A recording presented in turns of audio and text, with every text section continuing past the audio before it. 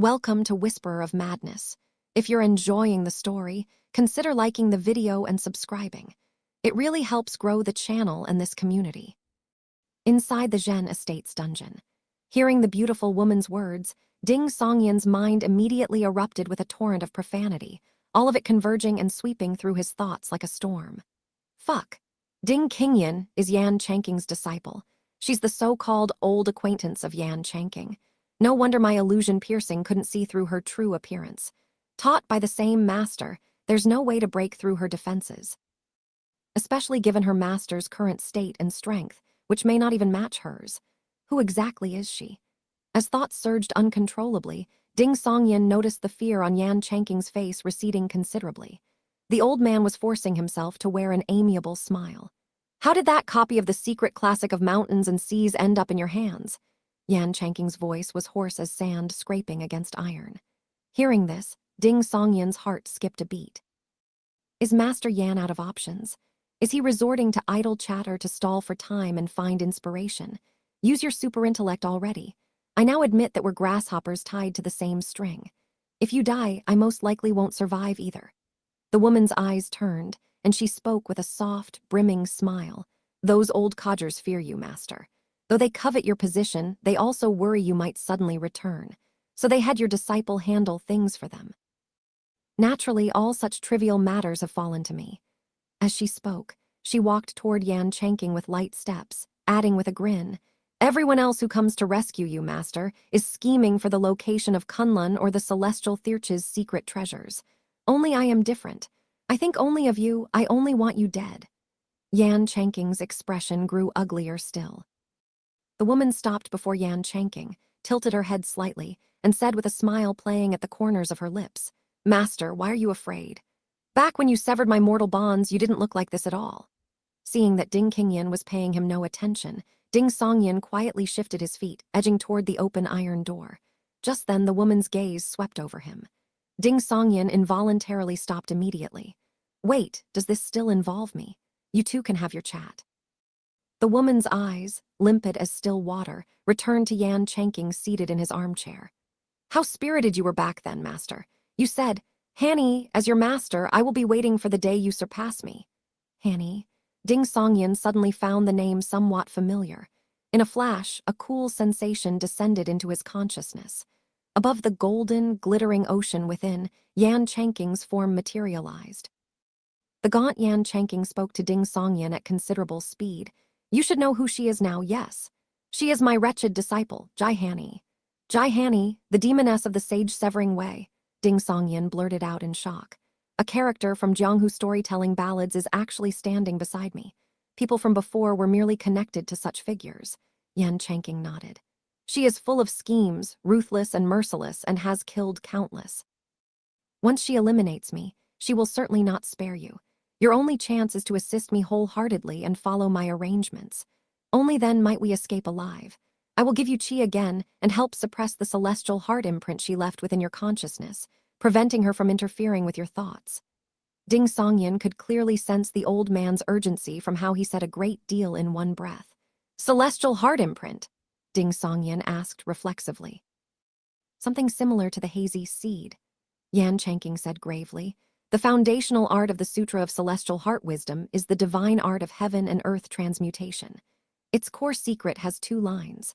The world knows only the first. Today I tell you both in full. Imprint one's own heart upon the celestial heart. Inject the celestial heart into the hearts of men. The imprint that naturally forms after the celestial heart is injected into your mind is the celestial heart imprint. Through it, Jai Hanny can influence your thoughts and obscure your memories." I was right. And the reason that so-called chi has such immense power is because the celestial heart was injected into me.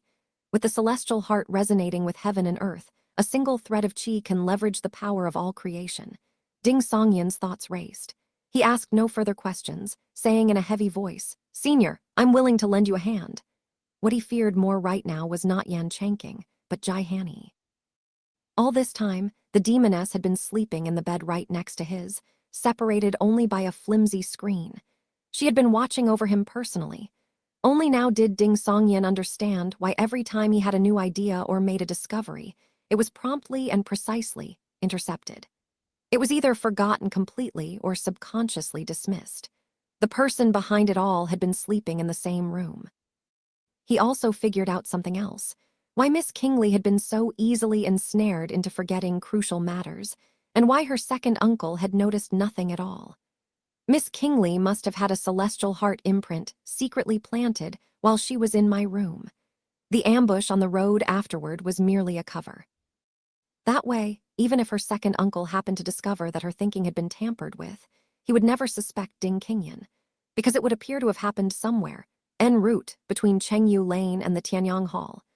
Ding Songyan's thoughts tumbled over each other as understanding dawned. Meanwhile, Yan Changqing seized the time to give Ding Songyan chi once more, condensing another hazy seed within his consciousness. In reality, facing Jai Hanni's words, Yan Changqing wore a bitter smile.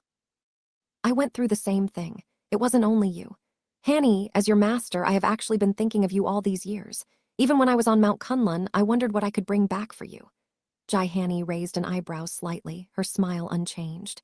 Master, what you should really be delivering is your last words, not these useless sentiments. Yan Changqing shook his head. Over these years, through the storytelling of Zhen household scions, I learned of your situation. I know you were defeated by Feng Yining, leaving a flaw in your spirit, thus making the Heaven Man realm forever beyond your reach. Now that Feng Yining has died in seclusion, you have no further chance to mend that fundamental flaw. And without treading the path of the celestial heart, which demands the highest spiritual and mental cultivation, the only alternative arts that do not conflict with both the Taotie inheritance and the celestial Thirch's teachings are exceedingly difficult to obtain. Jai Hanni did not strike. She stood there with a faint smile, as though curious what final words her master could possibly produce. Yan Changqing spoke with an earnest expression. Back then, I did indeed find the vanished Mount Kunlun and entered the celestial Thirch's traveling palace. You should be able to confirm this from the hand-copied secret classic of mountains and seas. I also found partial remains of Dijiang within the celestial Thirch's palace. Dijiang, also known as Chaos or Hundan, was the first and most ancient celestial Thirch.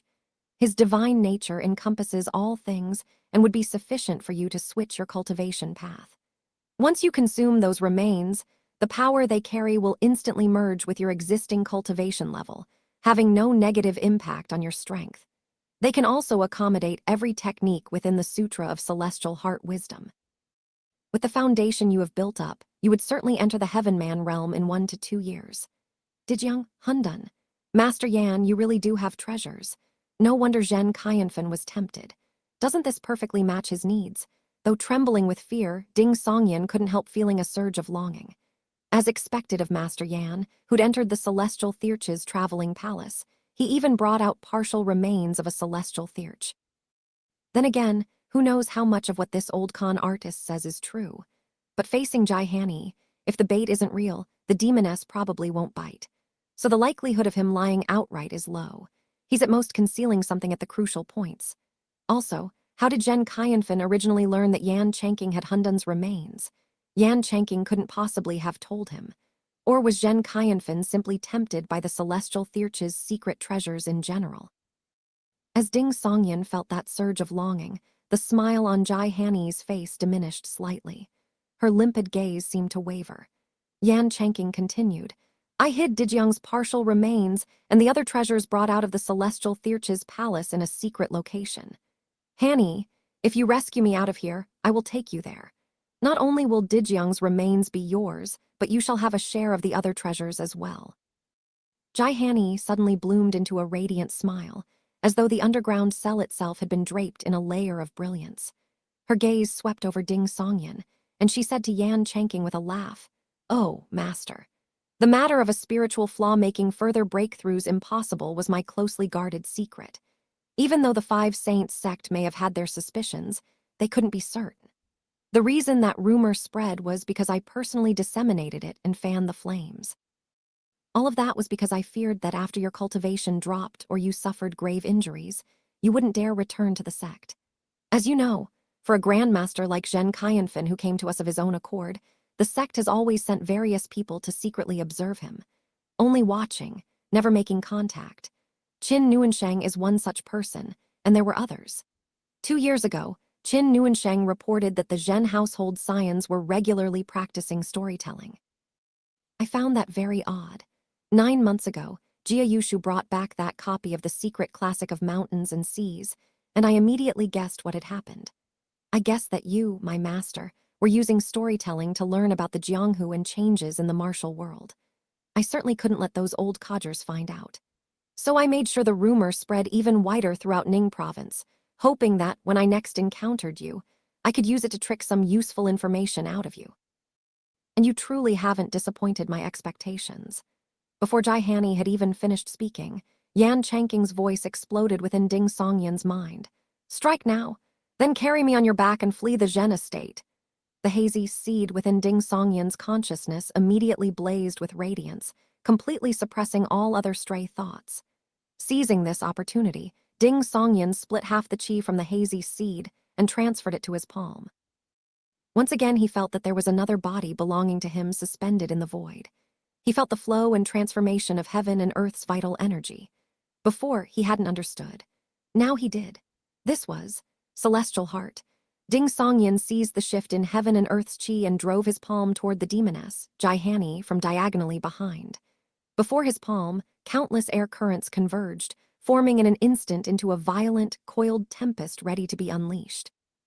But in that same instant, Jai Hanny's serene, fresh-faced visage with that intoxicating smile appeared before his eyes. Accompanied with that was a slender, snow-white palm.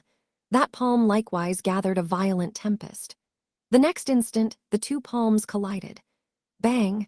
The tempest exploded outward, expanding from small to immense in a heartbeat, surging rapidly upward. Like a waterspout, the raging winds swept up the oil lamp, swept up Yan Chanking in his armchair, smashed through the underground structure, and shook the entire small building above. Amid the gale, the wooden building rapidly broke apart, piece by piece flying into the sky. Standing in the eye of the storm, Ding Songyan and Jai Hanny were unaffected. He retreated one step, but she did not move at all. Atop the tallest watchtower, Tao Wenshu drew her sword with a clear ring. The moment Tao Wenshu drew her sword, the area around the watchtower dimmed, as though all light had gathered onto the blade itself. The Bright Night sect master tapped her toes and leapt from the watchtower, racing toward the Zhen estate as though treading the void and riding the wind. Her black robes billowed as she flew faster and faster, descending lower and lower. In merely the blink of an eye, she transformed into a swath of darkness and plunged into the small building that had been shaken apart by the gale. Within that darkness, a shooting star suddenly appeared and streaked across the sky, illuminating all before it as it hurtled with tremendous force toward the crown of Jai Hanny's head. This was Tao Wenshu's sword beam. Flying star piercing dawn.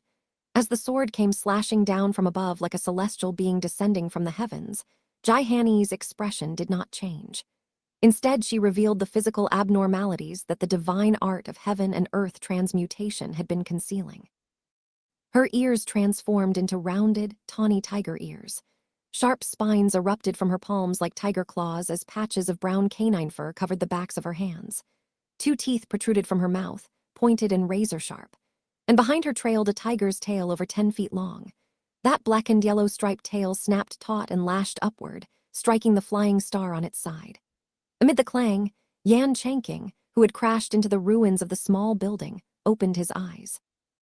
He had been battered about by the violent tempest earlier, yet aside from tattered clothes, not a single wound marred his body.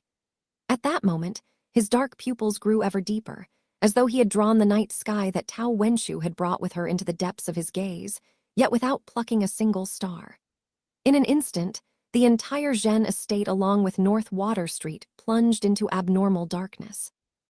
The bright summer afternoon became a scene of black clouds pressing down upon a city before a violent storm. In many places, one could barely see one's hand before one's face. Divine art of heaven and earth transmutation. Get me on your back. Channel the chi to the soles of your feet. Yan Chanking's aged, hoarse voice resonated within Ding Songyan's consciousness. Ding Songyan had no time to think, nor the capacity to. Pure instinct drove him to follow Yan Chanking's words, transferring the remaining hazy seed to his feet. With a single leap, he vaulted from the underground cell up into the ruins of the building above. He hoisted Yan Chanking onto his back, and while the sky was pitch black and Jai Hanni was locked in fierce combat with Tao Wenshu, he picked a direction at random and fled in great bounding leaps.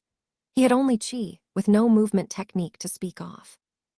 As they fled, Yan Changqing channeled fresh chi into his consciousness, condensing a new hazy seed.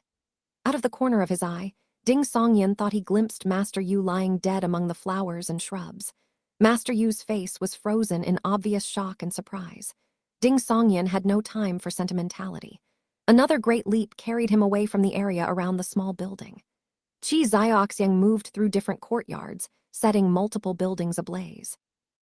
Along the way, she encountered Su Qingli and her maidservant fleeing with Ren Yaoyang in tow. She did not block them, nor did she attack. Only one sentence of Jai Hanni's specific instructions echoed in Qi Zioxiang's mind. Do not provoke Ren Yaoyang. Before long, the sky suddenly went utterly dark, as though a violent storm was imminent. Qi Zioxiang paused briefly and murmured to herself, Heaven Man Realm, the former sect master. With that realization, Qi Zioxiang immediately tore off her short jacket and paired apron, revealing the gray-blue cloth dress hidden beneath. She disheveled her hair, making herself look like a kitchen woman fleeing in panic. Then she left the courtyard, blended into the crowd, and ran toward the estate's exits amid the fires breaking out everywhere. While the chi had not yet dissipated, Ding Songyan leapt over a low wall and landed in a sizable courtyard. Just then, a figure came charging from the side, eyes filled with obvious killing intent, and threw a punch at Ding Songyan. The man wore a broad hat. Every patch of exposed skin bore tortoiseshell patterns. His left hand held the battered, ruined head of Zhen Quanwang, droplets of blood still falling steadily to the ground. Facing this sudden and blindingly fast punch, Ding Songyan simply could not react, nor could he make any blocking motion. The chi could not elevate his cultivation realm. Nor could it improve his eyesight, reflexes, judgment, or combat instincts. Earlier, he had been the one initiating the attack against Jai Hanni, which was the only reason he managed to exchange a single palm strike. If the order had been reversed, if Jai Hanni had struck first, he wouldn't have even been able to raise his hand. At this moment, all Ding Songyan could do was sink the hazy seed downward, merging it into his consciousness. When protecting the soul, it shields the body. Bang. The punch landed on Ding Songyan's chest, but was blocked by an invisible layer of chi, separated by a dim, ethereal void. Ding Songyan felt no pain. He was simply sent flying backward involuntarily, crashing through a wooden window with a snap of splintering wood and tumbling into the building attached to the courtyard. He had barely hit the ground and hadn't yet rolled to his feet when he noticed the man outside muttering, "Slaughter all the gens," and "Leave none alive," while charging toward a side chamber, apparently having gone the wrong way. Ding Songyan quickly got to his feet. By the faint light filtering through the window, he saw Miss Qingli with her back against a wooden pillar, fists tightly clenched. He saw Ren Yaoyang crouched in a corner, his tall cap askew and clothes in disarray. Su Qingli's face was pale. Her lively eyes had turned dark and dim, reflecting the image of a chaotically laid-out building with multiple side chambers. Her little maidservant stood guard beside her. The great void illusory realm. Yan Changqing, carried on Ding Songyan's back, spoke in his aged, hoarse voice.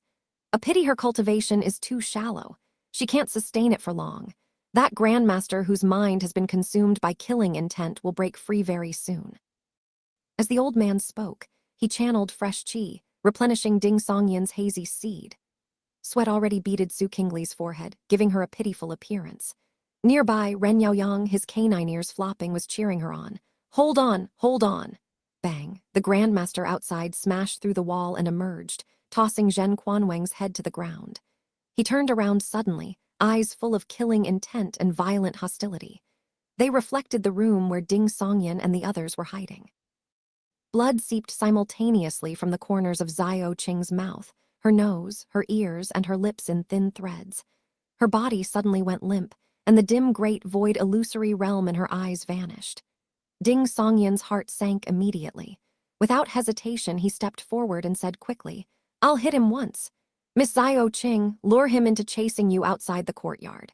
We'll use the chance to change hiding spots. His targets aren't limited to us, so he shouldn't pursue us relentlessly. Ding Songyan was cognizant of the situation by now. Brother Yaoyang was useless. It was down to him and Miss Zio Qing. Is the useless divine art truly without any use at all? Su Qingli looked at Ding Songyan with considerable surprise. You! Ding Songyan, who needed to keep hold of Yan Changqing to prevent him from sliding off, half turned his head, using the gesture to indicate the old man on his back. I have help. With that, he carried Yan Changqing toward the shattered window. Su Qingli's gaze shifted several times before she gritted her teeth. Okay. Ding Songyan barely managed to free one palm and was about to transfer the hazy seed into it when a figure appeared before him.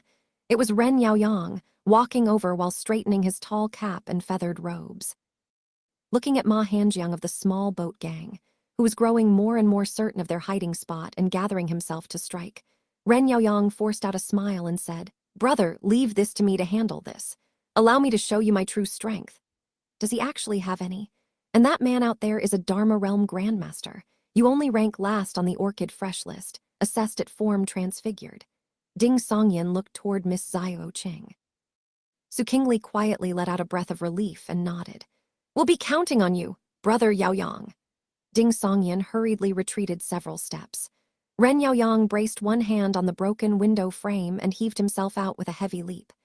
Then, with the bearing of a genuine master, he walked step by step toward Ma Hanjiang of the small boat gang, whose mind was consumed by killing intent and utterly beyond reason. Meanwhile, Yan Changqing on Ding Songyan's back turned his gaze toward Su Qingli and spoke with evident feeling. Young lady of the Su family, give my regards to your aunt. And you are? Su Qingli examined the man who had neither arms nor legs with curiosity. Yan Yang of the Sage-Severing Way, Yan Changqing said with a smile. Su Qingli's beautiful eyes went perfectly round. The former sect master of the Sage-Severing Way. You used Yan Changqing as a false name to deceive Ding Songyan. Wait, how are you two just chatting? Aren't you even slightly worried about Brother Yaoyang facing a Dharma Realm Grandmaster? What if he loses? Even with the chi, I most likely can't outrun that man. Ding Songyan was stunned. Yan Changqing laughed and said, Indeed, I did tell Ding Songyan many lies, but Yan Changqing is my real name. Yan Yang is the alias I used when traveling the Jianghu. Only then did Su Qingli exclaim in enlightenment. I haven't seen my aunt in over a year either. She often immerses herself in the mortal world, seeking the spirit platform. Yan Changqing was taken aback. She's reached that step. The former sect master of the Sage-Severing Way's expression changed several times. He lowered his gaze to look at himself. After a breath, he smiled bitterly. What a pity that these white hairs have grown. Ding Songyan listened to Yan Changqing and Su Qingli's exchange while nervously watching Ren Yaoyang approach the Dharma Realm Grandmaster blinded by killing intent. Ren Yaoyang walked with hands clasped behind his back, facing the poised-to-strike Ma Hanjiang who had locked eyes on him. With a smile more wretched than crying, he said, Come then, just not the face. Red-eyed Ma Hanjiang closed the distance in a single bound, pulled back his shoulder and smashed a vicious punch straight into Ren Yaoyang's left cheek. With a cracking sound, Ren Yaoyang was sent flying sideways. His cheek completely caved in, brains splattered out, and his canine ears went entirely limp. Thud. Ren Yaoyang hit the ground, dead on the spot. The state of his corpse was too horrible to look at. Ding Songyan's mind went completely blank. Then Su Qingli's soft, sweet voice reached his ears. That's how the useless divine art is. Completely useless. It can't do this, can't do that. Then what do we do? The instant that thought crossed Ding Songyan's mind, he heard a moaning wind rise outside and felt a deathly chill spread instantaneously. Ma Hanjiang, who had just killed Ren Yaoyang with a single punch and was about to charge into the room for a massacre, found his body frozen in place. He seemed to be restrained by an invisible force, temporarily unable to move. The moaning wind coiled into a spiral, encircling Ren Yaoyang's corpse and slowly lifting it from the ground. Ren Yaoyang's corpse moved. The collapsed cheek gradually pushed itself back out as shattered bone reassembled into wholeness. He rapidly took on an intertwined glow of spectral green and golden yellow, rising to his feet inch by inch. The revived Ren Yaoyang touched his cheek and said to Ma Hanjiang with icy coldness, I told you not the face. Ding Songyan stared in stunned disbelief. Miss Zio Qing praised the sight with keen enthusiasm. Amazing, right? The useless divine art is exactly like this. Useless in life, divine after death. Useless in life, divine after death. Ding Songyan was shaken by those words. Such a martial art exists. This isn't even cultivating for the next life, it's cultivating for after death. Ding Songyan also came to understand why Brother Yaoyang always said, life is short, so one might as well live with abandon. His martial art dictated that once he cultivated to a certain degree, he would have to die. Naturally, he should live freely and indulge in pleasure while alive, so as not to waste his time in this world. Ding Songyan also understood why the Celestial Maiden sect had sent a grandmaster while the True Spirit sect had not. No danger. Then all the better. Danger. Ren Yaoyang was stronger dead. Su Qingli watched Ren Yaoyang face off against Ma Hanjiang without blinking, her little mouth chattering away nonstop. It's actually not as exaggerated as the useless divine art itself claims. It's merely an extension of two traits, summoning gods and commanding ghosts as well as the inextinguishable soul. It is quite miraculous, though. The first death directly elevates one by an entire major realm and grants formidable abilities. In the past, many sages even tried grooming cultivators of the useless divine art to the spirit platform realm, hoping that upon death they could break through the greatest restriction imposed by the heaven and earth severance and successfully cross into the mystic realm, or even the myriad wonders realm. Unfortunately, they never succeeded. Cultivators of the useless divine art can at most survive without dying up to the heaven man realm, and then inevitably die from various causes. Summoning gods or commanding ghosts, inextinguishable soul. I think I've seen those in the secret classic of mountains and seas. Ding Songyan asked in astonishment. The first death. He can die multiple times. It depends on one's realm. For Ren Yaoyang, if he dies once more now, he'll be utterly annihilated. If he can later cultivate to the perfected Dharma realm, he can die once more. At the perfected Heaven Man realm, he can die yet again. But the subsequent deaths won't allow him to directly break through a major realm. It will only elevate him by a minor realm or enhance his strength to a certain degree. Su Qingli suddenly grew somewhat emotional. Ren Yaoyang really is quite gallant. He originally should have wanted to wait until reaching Grandmaster before dying. That way he'd leap straight into the Heaven Man realm. But right now he's also saving himself. Before Ding Songyan could speak, Yan chanking on his back interjected in the tone of an elder instructing a junior. The useless divine art defies the heavens. Before dying the first time, practitioners will face all manner of deathly tribulations. Young lady of the Su family, when you encounter such a person, keep your distance, lest you be dragged down with them. You're not members of the Zhen family, yet that grandmaster consumed by killing intent kept pursuing you relentlessly. Even after being lured away by the great void illusory realm, he turned back to search for you again. Haven't you wondered why? Ah, is that so? Su Qingli blinked. Ding Songyan, for his part, didn't mind. After all, Brother Yaoyang had already died. In the courtyard, Ren Yaoyang had been restored to perfect wholeness, no longer even carrying that soft, plump appearance.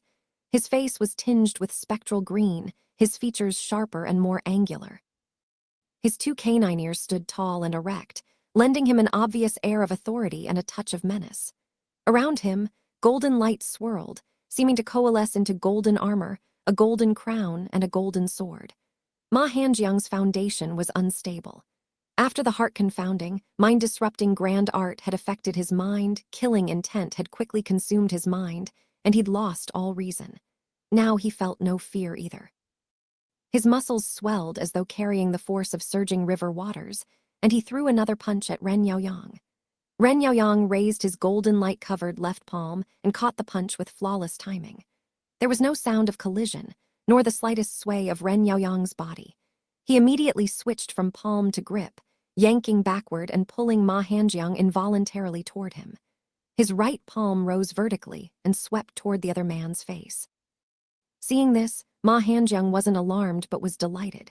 He closed his eyes, letting his face take on the thick, heavy texture of a tortoise shell. My black turtle divine art has been cultivated to the Dharma realm. Without finding its weak point, even a fellow grandmaster cannot break my defense. In a close-range fight, few can withstand my suicidal style of combat. Ren Yaoyang's right palm brushed across Ma Hanjiang's face. It failed to leave so much as a faint red mark, much less create a wound. Yet with this utterly gentle stroke, Ma Hanjiang suddenly froze and turned into a stone statue. Almost simultaneously, a spectral image flew out from within his body, an image identical to him in every way. This was his soul, struggling desperately, unwilling to fully separate from the body. Ren Yaoyang's left palm released Ma Hanjiang's fist and gripped a phantasmal golden sword formed from the swirling golden light. With a whoosh, he slashed forward. The phantasmal golden sword struck squarely into Ma Hanjiang's soul. Ma Hanjiang's soul immediately let out a soundless scream, rapidly fading, on the verge of collapse. The golden light-radiating sword slashed down once more. In an instant, Yan Chanking's aged, hoarse voice reverberated within Ding Songyan's consciousness. "Let's go." Ding Songyan involuntarily shifted the chi to his feet, then spun and dove through the window on the far side of the room, crashing through it and escaping. Another leap carried him over the low wall behind. He kept using the chi to shift positions while Yan Chanking continually replenished him. After passing through several courtyards, he ducked into an unoccupied room. "Set me down on the rattan bed," Yan Chanking said, his voice calm. Once Ding Songyan had helped him lie down, the former sect master of the Sage-Severing Way spoke gravely. "We still need to extract the strange object that Zhen Qianfen forced me to swallow. Otherwise, he'll catch up very quickly, and if he catches up, Jai Hanni is sure to come as well." "All right." Ding Songyan retrieved the dagger he had stowed earlier and drew it from its sheath. Looking at the cold gleam flickering along the blade, a few more traces of a smile appeared on Yan Chanking's face. "Make it." Ding Songyan followed his instructions without wasting time. He sliced open the cyan-lined robe in a single stroke, exposing the gaunt, pale chest and abdomen beneath. Then Ding Songyan swallowed hard and drove the dagger into Yan Chanking's belly. Through the sensation of piercing layer after layer, blood gushed out. Ding Songyan wrenched the dagger sharply upward, splitting the torso in two. Throughout the entire process, Yan Chanking didn't so much as grunt. Only his complexion grew considerably paler. As his chest and abdomen were laid open, Ding Songyan saw the state of things within. Yan Chanking's stomach had lost all semblance of shape. It was a patch of darkness so deep that even the light filtering through the window was drawn into it. His heart, liver, spleen, lungs, and kidneys, along with several bizarre organs, were all crowded tightly beside the stomach, displaced entirely from their original positions. Such a person was actually still alive. Within that dark stomach protruded the upper half of a fist-sized yellow object. Inside the yellow object, a crimson flame seemed to burn, and at the flame's core lay a knot of darkness. "Cut that yellow thing free, and Zhen Qianfen will never be able to find us again." Yan Chanking's voice sounded gently in Ding Songyan's ears and consciousness. Ding Songyan obediently raised the dagger, now stained with bright red blood. In the midst of Yan Chanking's expectant gaze, he moved before the other could react. He plunged his intent downward, instantaneously igniting the candle flame-like twilight yellow sword intent within his Shanzhong acupoint. The sword intent from Zheng Zhuxi. The next instant, that sword intent blazed with radiance. Twilight yellow yet warm light illuminated the surrounding darkness and flooded Ding Songyan's consciousness. Within his consciousness, Yan Chanking's figure raised a hand to shield his eyes. The hazy seed dove downward, hiding within the shimmering golden phantom sea. Ding Songyan used this to briefly break free from the other's control. His steel dagger stabbed downward with ferocity, aimed at Yan Chanking's eye socket. "I want you dead." The soft sensation was swiftly pierced through. Ding Songyan's dagger was already halfway buried in his enemy's startled eyeball, bursting it apart. Then Ding Songyan's movements inexplicably slowed. The Yan Chanking within his consciousness had weathered the candlelight sword intense radiance and was reasserting control over his thoughts. Within the shimmering golden phantom sea, several shadows suddenly darted up, weaving into a dim and spectral net that enclosed Yan Chanking's figure within. Ding Songyan immediately understood. This was the celestial heart imprint that Jai Hanni had left behind. Ding Songyan regained control over his own thoughts and could even command the hazy seed, splitting half its force to surge with the violence of a flash flood into the right hand gripping the dagger. The dagger sank another length into the eye socket. In Yan Chanking's remaining intact eye, the black pupil expanded rapidly until it consumed everything. The dagger then met the resistance of an invisible barrier. Yan Chanking was using his own chi. It could likewise protect his body. Near the collapsed small building, tiger-eared and tiger-tailed Jai Hanni's gaze suddenly shifted, as though she had sensed something. She abruptly drifted backward 10 feet, evading Tao Wenshu's Northern Dipper killing sword, then returned her tiger claws to the shape of normal hands, raising them before her. Those 10 slender, pale fingers began flicking rapidly, as though coaxing a flower into bloom or mimicking some kind of seal. Without a sound, the dark, overcast sky split open with a dazzling, blazing bolt of silver-white lightning that struck between Jai Hanny and Tao Wenshu, forcing Tao Wenshu back several steps. Boom. Jai Hanny harnessed the special weather that Yan Chanking had created, calling bolt after bolt of lightning down upon the area as gale-force winds swept in, howling and raging, obscuring all visibility. The rain finally came pouring down, splashing up clouds of mist. By the time the lightning subsided, Tao Wenshu could no longer see Jai Hanny anywhere before her.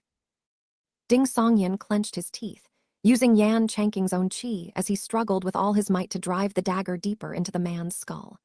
The figure of Yan Chanking within his consciousness had vanished, returning to the body to resist the lethal attack with full force, waiting for the moment Ding Songyan's chi ran out. Within the invisible barrier woven from chi, the dagger advanced very slowly, slower and slower. Ding Songyan's chi originated from Yan Chanking in the first place. Beyond that initial element of surprise, how could it possibly overcome the other's protective chi? This won't work. I need to think of something. My chi won't hold much longer.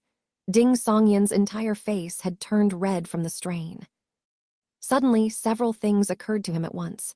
Jai Hanny had been defeated by Feng Yining, leaving a flaw in her heart. Yan Chanking spoke of man being supremacy, emphasizing wisdom, spirit, and the spirit platform. Their divine art derives from the Sutra of Celestial Heart Wisdom, the celestial heart, one's own heart, the hearts of others.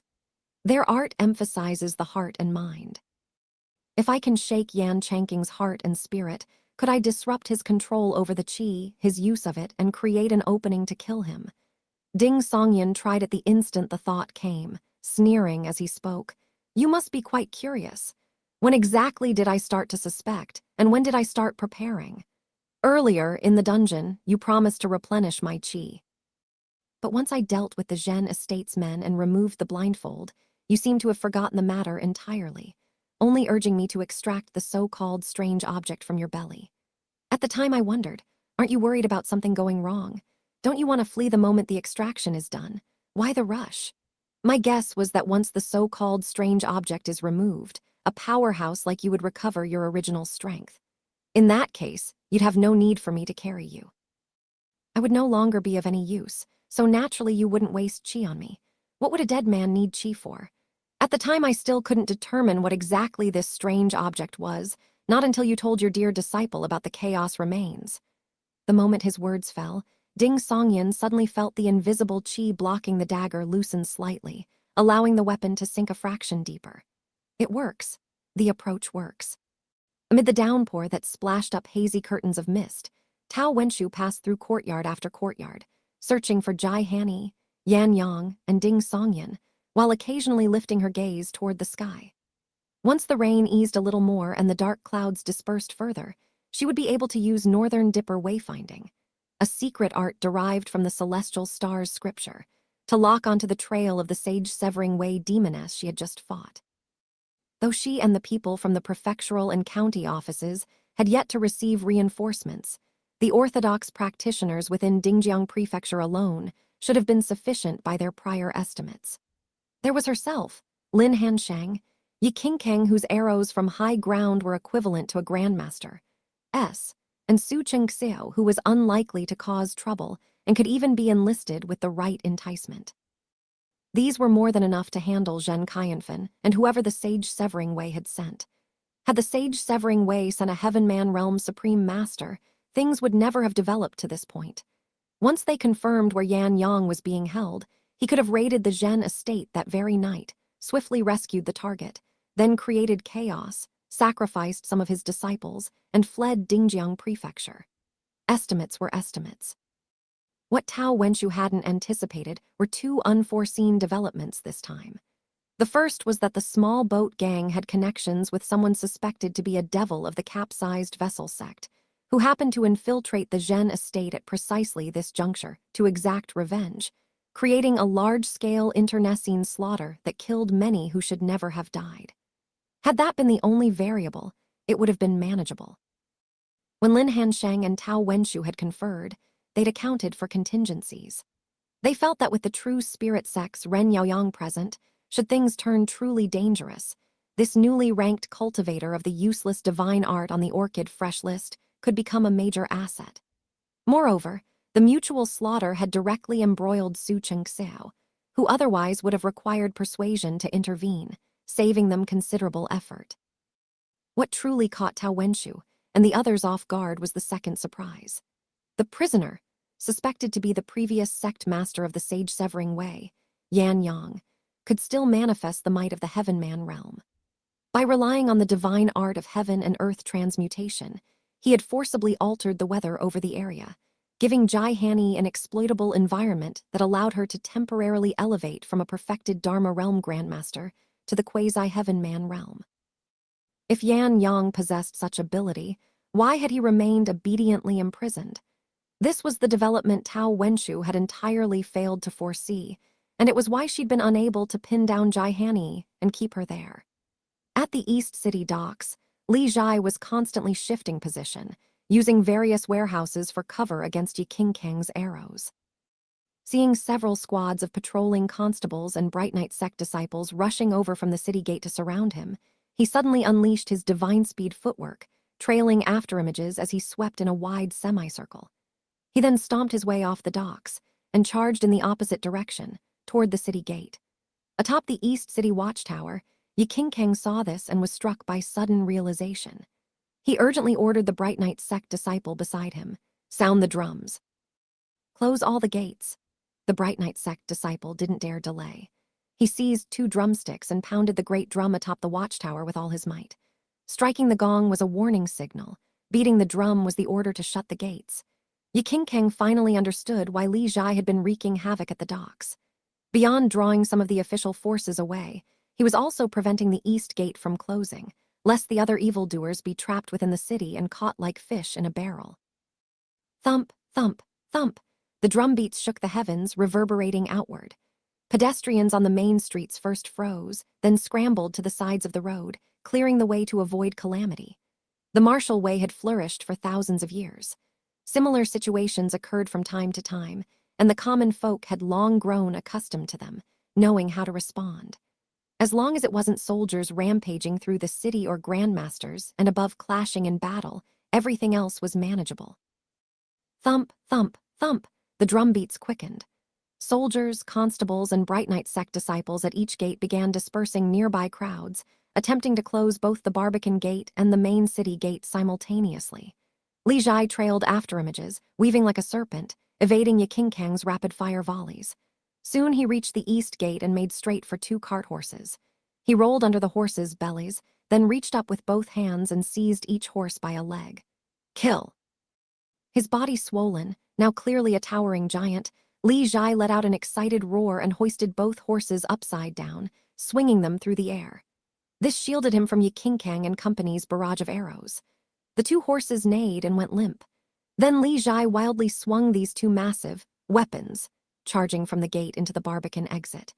Everyone who tried to block him was sent flying, as though struck by a rampaging bull. Sprinting to the Barbican entrance, Li Zhai turned and charged back toward the outer wall, preventing the arriving constables, soldiers, and Bright Knight sect disciples from closing the gate. Just like that, he swung the 2 dead horses back and forth within the Barbican, making it impossible for either the inner or outer gate to close. Seeing this, Yi Qingkang left the East Watchtower without hesitation, descending rapidly and making for the Barbican Arrow Tower. In one of the Zhen estate's courtyards, Ding Songyan pressed his entire body weight onto the dagger, trying to drive the blade through Yan Chengqing's eye socket, into his brain, and destroy his spirit. While feeling out the barrier formed by invisible qi, Ding Songyan continued his somewhat effective strategy of attacking the heart. He snarled through gritted teeth at the dark-eyed, expressionless Yan Chengqing. "When I heard you de-obtain the chaos remains, my first reaction was envy. But then I got to thinking. These chaos remains can accommodate all your martial arts, and apparently won't cause your realm to regress. So why did you choose to smuggle them out and hide them somewhere? If it were me, I'd have devoured them on the spot. I'd never give them the slightest chance of benefiting someone else. Surely the original celestial theurge is mightier than your damned sage-severing ways progenitor.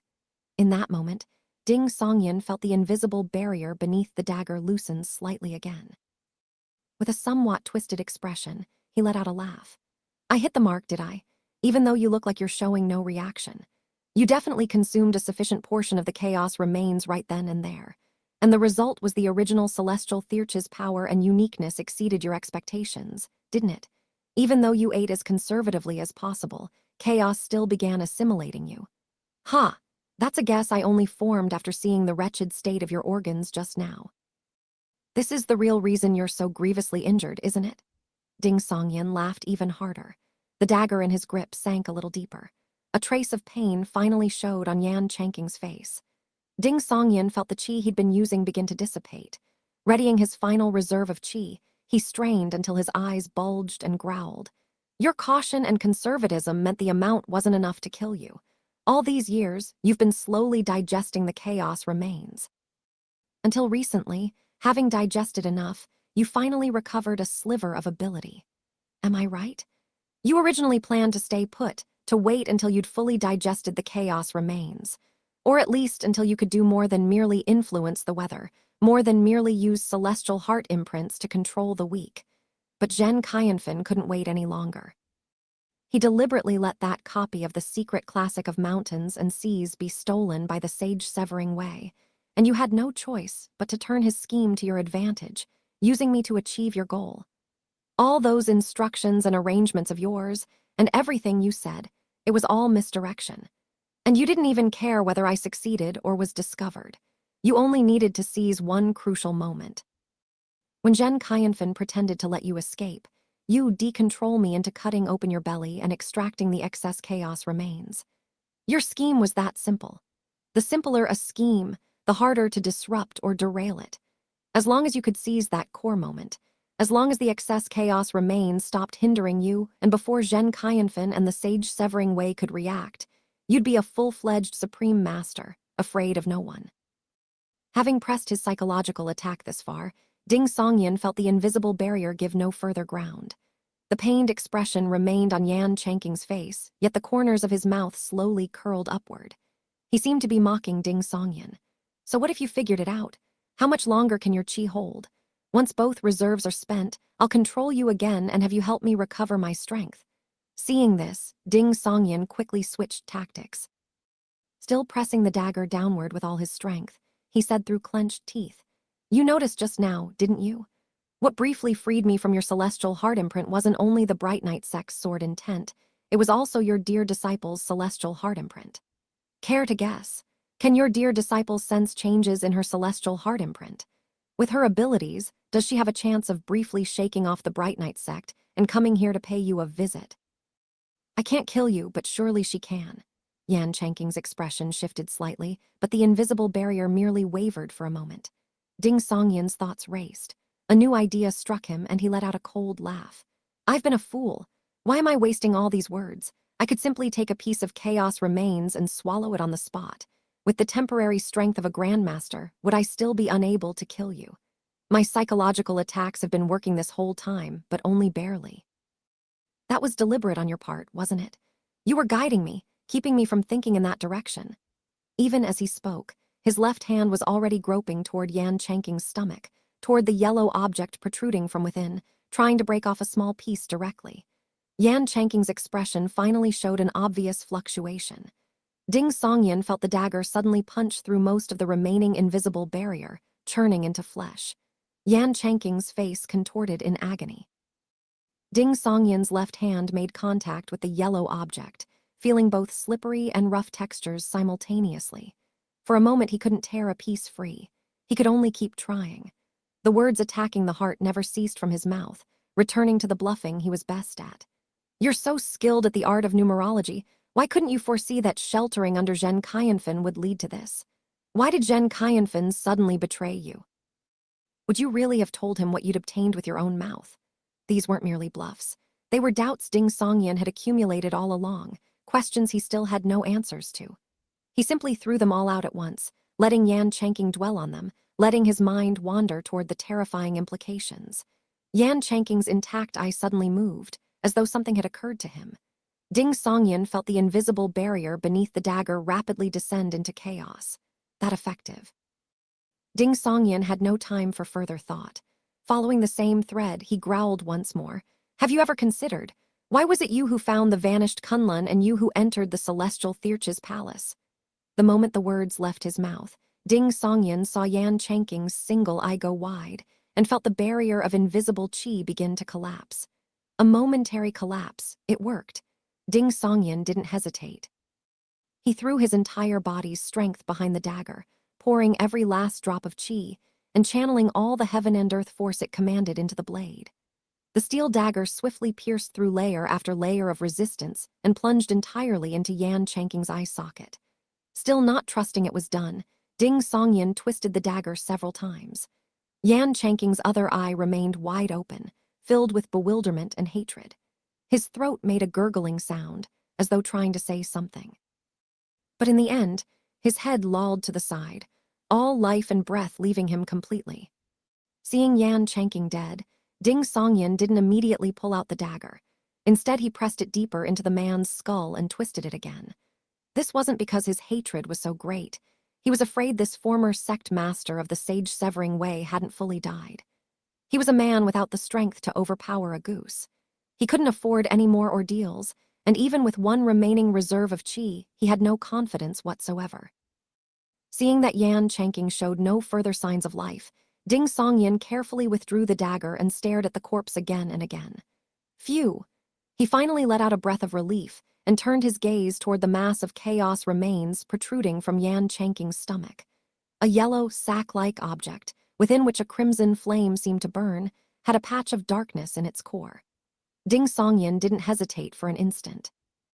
He first wiped the blade on Yan Chanking's cyan-lined robe, then drove the dagger into the chaos remains. Just as he'd told Yan Chanking earlier, a divine object like this had to be consumed immediately.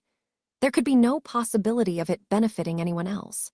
Moreover, once he ate it, he would have the ability to turn the tables when facing Jai Hani and other enemies afterward. If Dingjiang Prefecture or the Bright Knight sect couldn't tolerate him for doing so, as a Dharma Realm Grandmaster, the world was vast. Where could he not go? The dagger slid into the yellow sack as easily as into rotting meat. Ding Songyan twisted his wrist and swiftly cut away a quarter. He was learning from Yan Chanking's mistake by starting with a small portion. If it wasn't enough, he could have more. Under no circumstances should he be assimilated by the domineering and peculiar chaos, repeating the tragedy. Everyone makes mistakes, but best not to make the same mistake someone else already made, especially when that person had just died before your eyes. After cutting off roughly a quarter of the chaos remains, Ding Songyan noticed the steel dagger's surface had become pitted and rough, no longer gleaming with cold light, appearing abnormally dull. Can this thing actually be eaten? Ding Songyan dared to grip only the yellow sack's outer surface, not touching the flame or darkness within. Reminding himself that Yan Chanking, a supreme master, had eaten it, he drew a breath and was about to raise his left arm to bring the small portion of chaos remains to his mouth. Then his entire body froze. His arm wanted to rise but forgot how to rise. His body wanted to move but forgot how to move. The dagger dropped to the ground with a clang. Through the doorway, a figure strolled leisurely inside. She was wearing a spring onion white short jacket with silver-edged upright collar and a goose-yellow thin silk skirt, her black lustrous hair hanging loose. Jai Hani. The demoness came so fast. Ding Songyan managed to twist his body partway, but could neither eat the chaos remains nor launch an attack at Jai Hani. It wasn't that he thought his final reserve of qi could do anything to the demoness. He hoped to force her back a step, creating an opportunity to consume the chaos remains. Furthermore, if a Dharma Realm level collision occurred between them, it would be impossible to conceal the disturbance.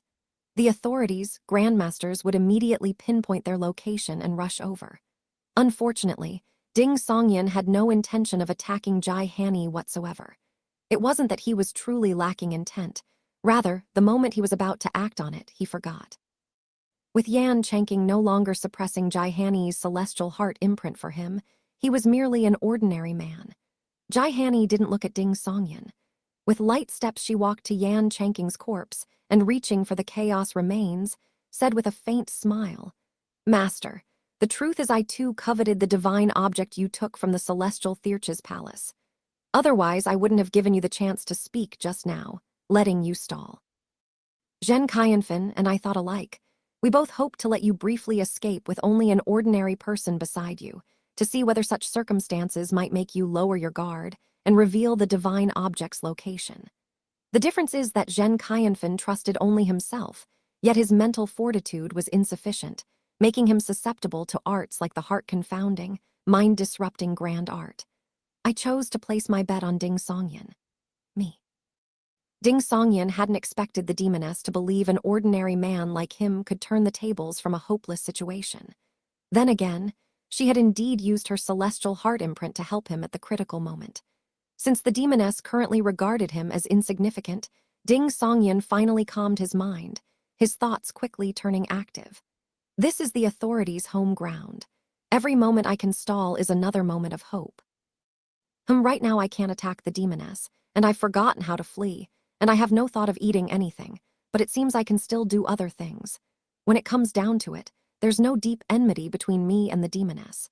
As long as I don't interfere with her affairs, she doesn't necessarily need to kill me.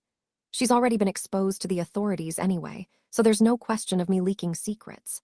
I even helped her kill Yan Changqing and obtain the chaos remains. The one with grievances is me, not her. But I need to hide this bit of chaos remains in my hand. I can't accept handing it over to the demoness. She didn't look at me just now, so she probably hasn't noticed. What's left is more than enough for her anyway. Any more and she'd repeat her master's mistake. Thinking this, Ding Songyan's 5 left fingers gripped tighter, completely concealing the small portion of chaos remains. Still uneasy, he suddenly recalled something. He had once sent a copper coin into the netherworld, then retrieved it after a while. If I hide this bit of chaos remains in the netherworld, the demoness would never think of it or ever find it. Ding Songyan quickly made his decision. Once it's hidden, I'll chat with the demoness. We've spent quite a few days together after all. The act may have been false, but perhaps there's a shred of genuine rapport. Letting an ordinary man like me go wouldn't affect her in the slightest. At worst, it's still a way to stall for time. Ding Songyan swiftly shifted the hazy seed within his consciousness to the point between his brows. Once again, he saw the smoke-like darkness and the boundless wasteland. He saw the endlessly wandering specter shadows, as well as the blank and lifeless ghost of Yan Changqing. At this point, Jai Hanni had already removed the large mass of chaos remains. Still gazing at Yan Changqing's corpse, she said with a smile brimming in her eyes, "I didn't misjudge Ding Songyan. Before my celestial heart imprint even took effect, he'd already figured out the crux of it himself. He'd even secured the Bright Night Sect's candlelight sword intent in advance. All I needed to do was suppress your celestial heart imprint at the right moment. Master, you certainly never imagined that after a lifetime of dominance, you'd ultimately die at the hands of an ordinary man with no martial arts. What supreme irony. You must be regretting your own impatience, exposing a flaw that Ding Songyan saw through. Heh, that was no accident. I deliberately passed word of the celestial Thyrch's palace to the Bright Night sect and the great Zhao court through Ding Songyan on that final night. With that done, a supreme master or even a sage would surely arrive today. Your numerology is so formidable that you'd certainly calculate that this very moment was your only chance of escape, leaving no room for delay or waiting on variables. And how could you not be anxious then? Once a person grows anxious, mistakes come easily. And deep down you've always looked down on Ding Songyan as simply an ordinary man, never believing he could pose any threat. Naturally, you wouldn't treat him with much caution. So that's it. Telling me the secret classic of mountains and seas was complete was meant for me to leak it, and only after all other preparations were in place. Ding Songyan silently marveled at how cunning the demoness truly was, while quietly shifting a few steps to the side of the corpse. Since he hadn't thought of seizing the chance to flee, he accomplished this maneuver without issue. His current position placed several dark stone pillars directly behind him, their surfaces dotted with small holes weathered by time. Ding Songyan hurriedly shifted the hazy seed to his left hand and felt the bone-piercing cold of spectral wind. Bit by bit, he extended his left palm behind his back. Using his body as a screen, he stuffed the small yellow sack-like object into one of the hollows on the pillar's surface. Then he released his fingers. After confirming the chaos remains hadn't fallen, he slowly withdrew his left hand. The smile gradually faded from Jai Hanny's face. She looked at Yan Chanking's corpse and sighed. A pity I didn't kill you with my own hands. You could always stab him a few more times. Ding Songyan's heart lurched at those words. Jai Hanny gripped the large mass of chaos remains in one hand, turned, and cast her gaze toward Ding Songyan. Miss Jai. Ding Songyan forced a smile. A real man knows when to bend and when to stand tall. Jai Hanny chuckled like a summer blossom melting away winter frost. You sound so distant. She smiled and walked towards Ding Songyan. I can't still call you little sister, can I? Ding Songyan didn't know how to respond. Jai Hanny suddenly leaned forward, bringing her head close to his ear. Ding Songyan immediately caught a faint, delicate fragrance and glimpsed half of a refined, beautiful face. Second brother, Jai Hanny whispered with a soft laugh. Care to guess? When you tried sending that copper coin into the netherworld and then retrieving it, was I watching in secret? Ding Songyan's gaze instantly froze. In that moment, he felt his very thoughts were about to crystallize into ice. This demoness is far too terrifying. He wanted to retrieve the small portion of chaos remains at once, then see if he could exploit his survival instinct. When Jai Hanny moved to kill him, he would use that final reserve of chi for protection and create an opening to consume the divine object. Jai Hanny straightened up. Her beautiful eyes swept over Ding Songyan with a single glance. Ding Songyan immediately forgot the thought of reaching behind him to touch the stone pillar. Jai Hanny clasped her hands behind her back and said to him with a playful smile, Second brother, are you wondering why I think so highly of you and why I've so often followed you in secret? Miss Hanny, I do have that question. Ding Songyan forcibly gathered his wits. Every moment of delay counts. Jai Hanny tilted her head slightly, looking at him. Her smile suddenly bloomed like a flower. Her tone light and airy, she said. A person I killed with my own hands suddenly came back to life before my eyes. How could I not be curious? How could I not take notice? Ding Songyan's heart plummeted instantly. His entire being felt as though it had plunged into an icy abyss, soul and all. So everything about me has been under the demoness's watchful eye all along. Previously, I only guessed that they were puzzled over why I didn't die. I didn't expect it to be witnessed with her own eyes. How exactly did that happen, I wonder? Jai Hanny propped her cheek on the hand, not holding the chaos remains, her eyes sparkling as she smiled and asked. Hearing this, Ding Songyan in that moment seriously considered whether to reveal the matter of transmigration, to enhance his mystique and his importance in the demoness's eyes, and thereby survive this ordeal. But just then, Jai Hanny's right palm extended, as though about to touch the crown of Ding Songyan's head. Ding Songyan's soul nearly left his body. He fought with everything he had against the celestial heart imprint, trying to use the hazy seed to protect himself. Jai Hanny suddenly tapped her toes and flew backward, landing at the room's doorway amid soft laughter. Her goose-yellow silk skirt swayed as she turned sideways and flashed the dumbstruck Ding Songyan a radiant smile. I've had great fun these past few days. I'll let you live a while longer. With that, Jai Hanny clasped her hands behind her back and walked with light steps into the dim courtyard still heavy with rain, quickly vanishing from Ding Songyan's sight. Ding Songyan remained in a daze. Only until Jai Hanny's figure vanished into the darkness of the pouring rain did Ding Songyan come back to his senses. The demoness just left. She spared me. This isn't some kind of trap, is it? No, that's not right. If she'd wanted to kill me just now, it would have been no different from killing a goose. She wouldn't need to let me go just to set a trap. Is she interested in the secret of my death and resurrection? Doesn't seem like it. I was already on the verge of revealing everything to save myself, yet she had no interest in listening and simply left. And it clearly isn't because the authorities, grandmasters, are closing in. Amid this whirl of thoughts, Ding Songyan suddenly recalled something. Last night, Ding Kingyan, that is, Jai Hanny, had made him swear an oath. One of the oath's conditions was he would not die. In the end, the person who decides whether I live or die is her all along. Ding Songyan found himself struck by a rather absurd thought. If I hadn't sworn that oath last night, or had done so half-heartedly, would I actually be dead right now?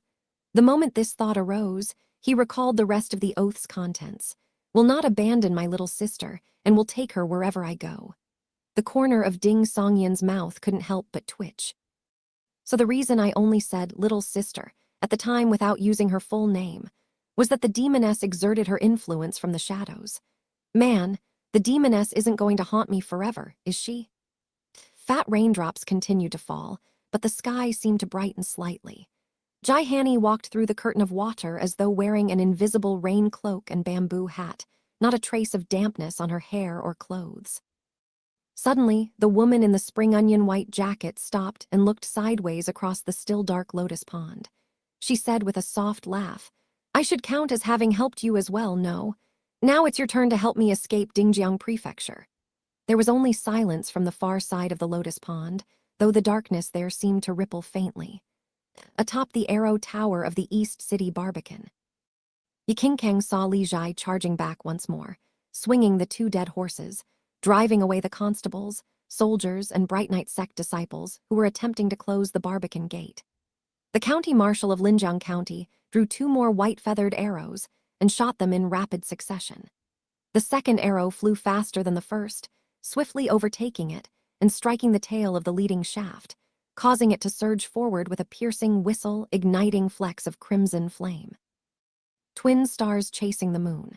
As the trailing arrow fell away, the leading shaft cut through the air within the Barbican with ferocious force and struck one of the dead horses Li Jai was swinging. With a strange-sounding thud, the arrow punched through the horse's body and blasted out a sizable wound. Its momentum unspent, it continued onward and buried itself in Li Jai's left ribs, passing clean through to his back. Li Jai roared in fury but didn't stop. He let the arrow remain lodged in his body, blood gradually seeping out, and continued swinging the dead horses recklessly, forcibly driving everyone who dared approach the Barbican gate a considerable distance away. He turned back around and, facing the hail of arrows from above and ahead, sprinted toward the main city gate with his divine stride technique. Whoosh, whoosh, whoosh. With Yikinkang's first hit, Li Jai's weapons now had gaps. They no longer produced an airtight defense when swung, allowing one arrow to slip through the layers of obstruction and strike his shoulder. Li Jai endured the pain, mustered his ferocity, and continued swinging the two dead horses back and forth in his killing sprints, 7 times at least, counting from the start. Finally, as he arrived once more at the Barbican gate, 2 figures suddenly burst from the crowd in the streets outside. Chi Zioxiang disguised as a scullery woman, and Qiu Chen dressed as a farmer. Both possessed excellent movement techniques. In the blink of an eye, they slipped past Li Jai on either side like eels, darting through the Barbican toward the main city gate. Outside the city gate, a group of soldiers had reassembled, all preparing to draw their hard bows and volley at the trio. Qiu Chen, lacking the protection of a massive weapon, maintained his high-speed sprint and suddenly clenched his right fist. A humming sound arose. From cracks between wall bricks, from weeds on either side, from dirt and stones, swarms of things took flight. Among them were mosquitoes, flies, moths, wasps, and insects of every kind. They descended upon the soldiers in a cloud, some crashing into eyes, some boring into ears, some stinging at mouths, some crawling into nostrils, leaving the soldiers flailing and swatting in disarray, unable to attend to their bows. Seizing the opportunity, Qiu Chen and Chi Zioxiang each chose a side and sprinted out through the city gate toward the horses scattered nearby. Li Jai's bearded face broke into a grin. Swinging his dead horses, he was about to follow at divine speed. Yikinkang's expression turned livid. Without hesitation, he leapt from the arrow tower, dropping into the Barbican below. He stood right there, drew 3 white-feathered arrows, knocked all 3 on the bowstring simultaneously, and drew it to its fullest extent. Yikinkang's entire person, along with the surrounding air currents, froze in an instant, as though channeling something. Sensing the anomaly, Li Jai spun around and hurled both dead horses directly at Yikinkang. With that done, he turned and broke into a mad sprint toward the city gate. Yikinkang made no attempt to dodge. He stood straight and still, the golden red of a great sun reflected in his eyes. Silently, the 3 arrows ignited with golden flames and shot forth as mere afterimages. Bang! Yikinkang was knocked flat by the 2 dead horses plummeting from above, wounding him considerably. This did not affect the 3 arrows. They passed through the gaps and wounds in the dead horses, one left, one center, one right, streaking like lightning toward Qiu Chen, Li Jai, and Chi Zioxiang. Li Jai had just reached the city gate when his body suddenly stopped. An arrowhead emerged from his chest, trailed by golden flames. It silently tore through flesh and destroyed organs.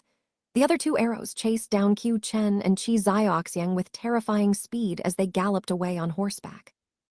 Both members of the false married couple felt an intense premonition of danger.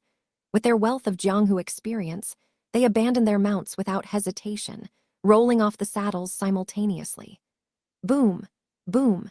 The two horses were struck by the golden flame arrows and exploded on the spot, blood and flesh flying, leaving nothing intact. The sun-piercing arrow, after tumbling several times, Qiu Chen and Qi Zioxiang immediately scrambled toward a nearby grove. Midair, Qi Zioxiang felt a sudden pang in her heart. She forcibly twisted her body and looked back toward the city gate.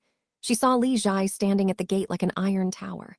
The giant man's leopard eyes were bulging wide as copper bells, the wound on his chest still expanding. Li Zhai's bearded lips pulled apart. He smiled and called out softly, "Mother!" Thud.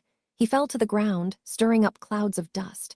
The great bandit of New Yu had met his end that very day. In an unoccupied room within the Zhen estate. Having come to his senses, Ding Songyin took advantage of the lingering effect of his yin eyes and hurriedly transferred the hazy seed into his right hand, intending to retrieve the small lump of chaos remains from the netherworld and consume it on the spot before complications could arise. This was also a precaution against the demoness harboring further designs on him. A moment ago, Ding Songyin had been inclined to think favorably of her intentions. But given the style and methods the demoness had displayed, the odds of a malicious motive were higher, and so he was willing to risk eating the chaos remains. Otherwise, even if he managed to join a major sect, it would take him 10 years to reach the Dharma realm. What would he have to fight the demoness with in the meantime? During the process of killing Yan Changqing, he had actually already confirmed this thing was edible.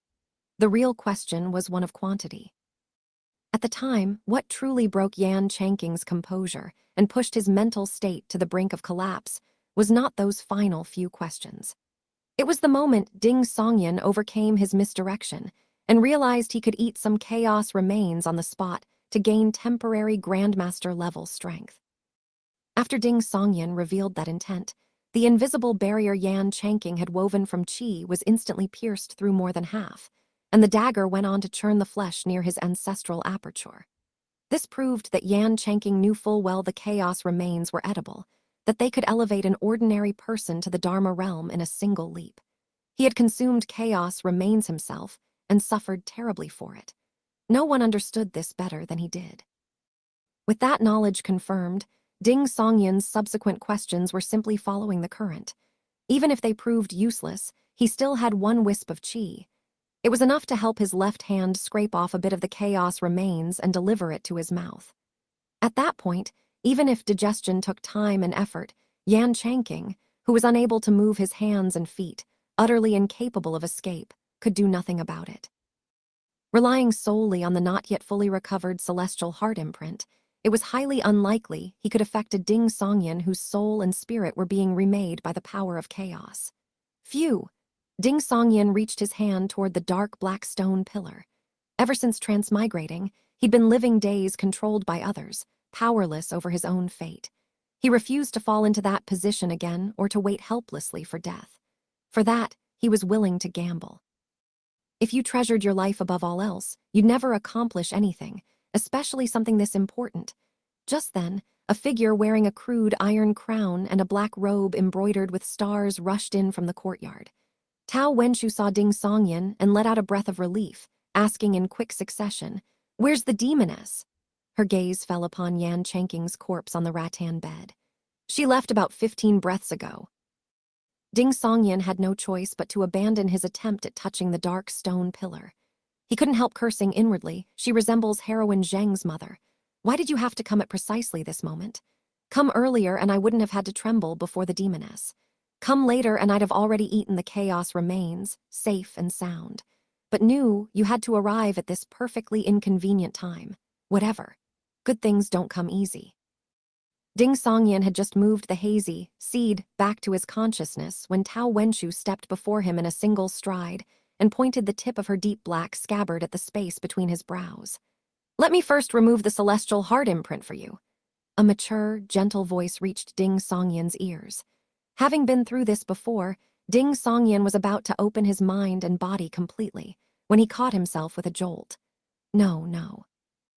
If Master Yan's chi gets purged, how will I retrieve the chaos remains?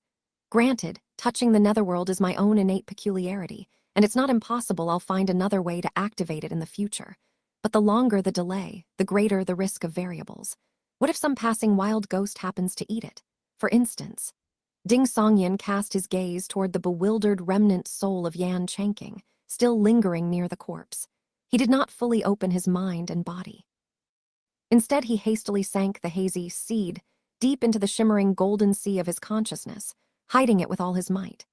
As the deep black scabbard touched the point between his brows, something like a candle flame ignited in the space above his consciousness, radiating warm, yellowish light in all directions. The light pierced through the depths, leaving the shadows belonging to Jai Hani and the traces left by Yan Changqing with nowhere to hide. They gradually dissolved in the candlelight. Yet the hazy seed that Ding Songyan had deliberately concealed in the depths of the phantom sea was not illuminated. Once the yellowish glow faded, Ding Songyan quietly let out a breath of relief. So the candlelight sword intent truly does require the subject to open their mind and body to take full effect. I wonder if it has a forcible aspect as well, like the sage severing way's celestial heart imprint. Tao Wenshu withdrew her scabbard and pointed at Yan Changqing's corpse. The demoness killed him. Senior, I was the one who killed him. Ding Songyan gave a condensed but truthful account, omitting only that he himself had cut off a small portion of chaos remains. It was thanks to heroine Zheng's sword intent that this junior could temporarily break free of Yan Changqing's control. After that, the demoness's celestial heart imprint entered a tussle with him. Unfortunately, the demoness sensed this as well. She arrived the moment I killed Yan Changqing. Hearing that Ding Songyan had even recounted, questioning Yan Changqing about entering the celestial Thirch's palace, Tao Wenshu gave a slight nod. The demoness seems to have vanished into thin air. She then turned her gaze toward the mottled dagger on the ground not far from Ding Songyan. It was used to cut that object suspected to be chaos remains. Yes, senior, it's the dagger Yan Changqing had me bring. Ding Songyan didn't mention that it was he, not the demoness, who had cut off the chaos remains. Tao Wenshu looked back at Ding Songyan. After a moment's deliberation, she spoke seriously. Would you be willing to take me as your master? Huh, just like that. Shouldn't you first rule me out as a suspect? The scene Ding Songyan had long dreamed of had arrived, yet it caught him completely off guard. Then a degree of understanding dawned. Regardless of whether he had learned from Yan Changqing the whereabouts of Kunlun or the location of the celestial Thirch's hidden treasures, taking him in as a disciple was one of Tao Wenshu's best options. If he'd gained nothing, the Bright Knight sect simply had one more disciple, perfectly affordable. If he had obtained something, his future potential would be limitless, and the Bright Knight sect would share in that prosperity. Even if complications arose later, it would be kept within the family. Furthermore, should he ever need help exploring the celestial Thirch's palace, he would naturally turn first to his own sect. And by showing sincerity first through the extension of the offer to take him as a disciple before asking whether he'd gained anything, she would be all the more likely to win his heart. Recalling that the Gan Kingdom was a nation where a foreign race ruled the upper echelons, Ding Songyan, his thoughts churning, finally gave a deep bow. I am willing, master. We'll hold the formal ceremony once we return to the sect. Tao Wenshu stopped Ding Songyan from performing the full prostration. After a moment's thought, she asked, Do you have any idea why the demoness spared you? This question was posed with a master's bearing, entirely different from before. One thought after another flashed through Ding Songyan's mind. He chose his words carefully and said, I do not know, master. Without waiting for Tao Wenshu to ask further, he volunteered. When I was attacked at the ruined temple outside the city, I lost many memories.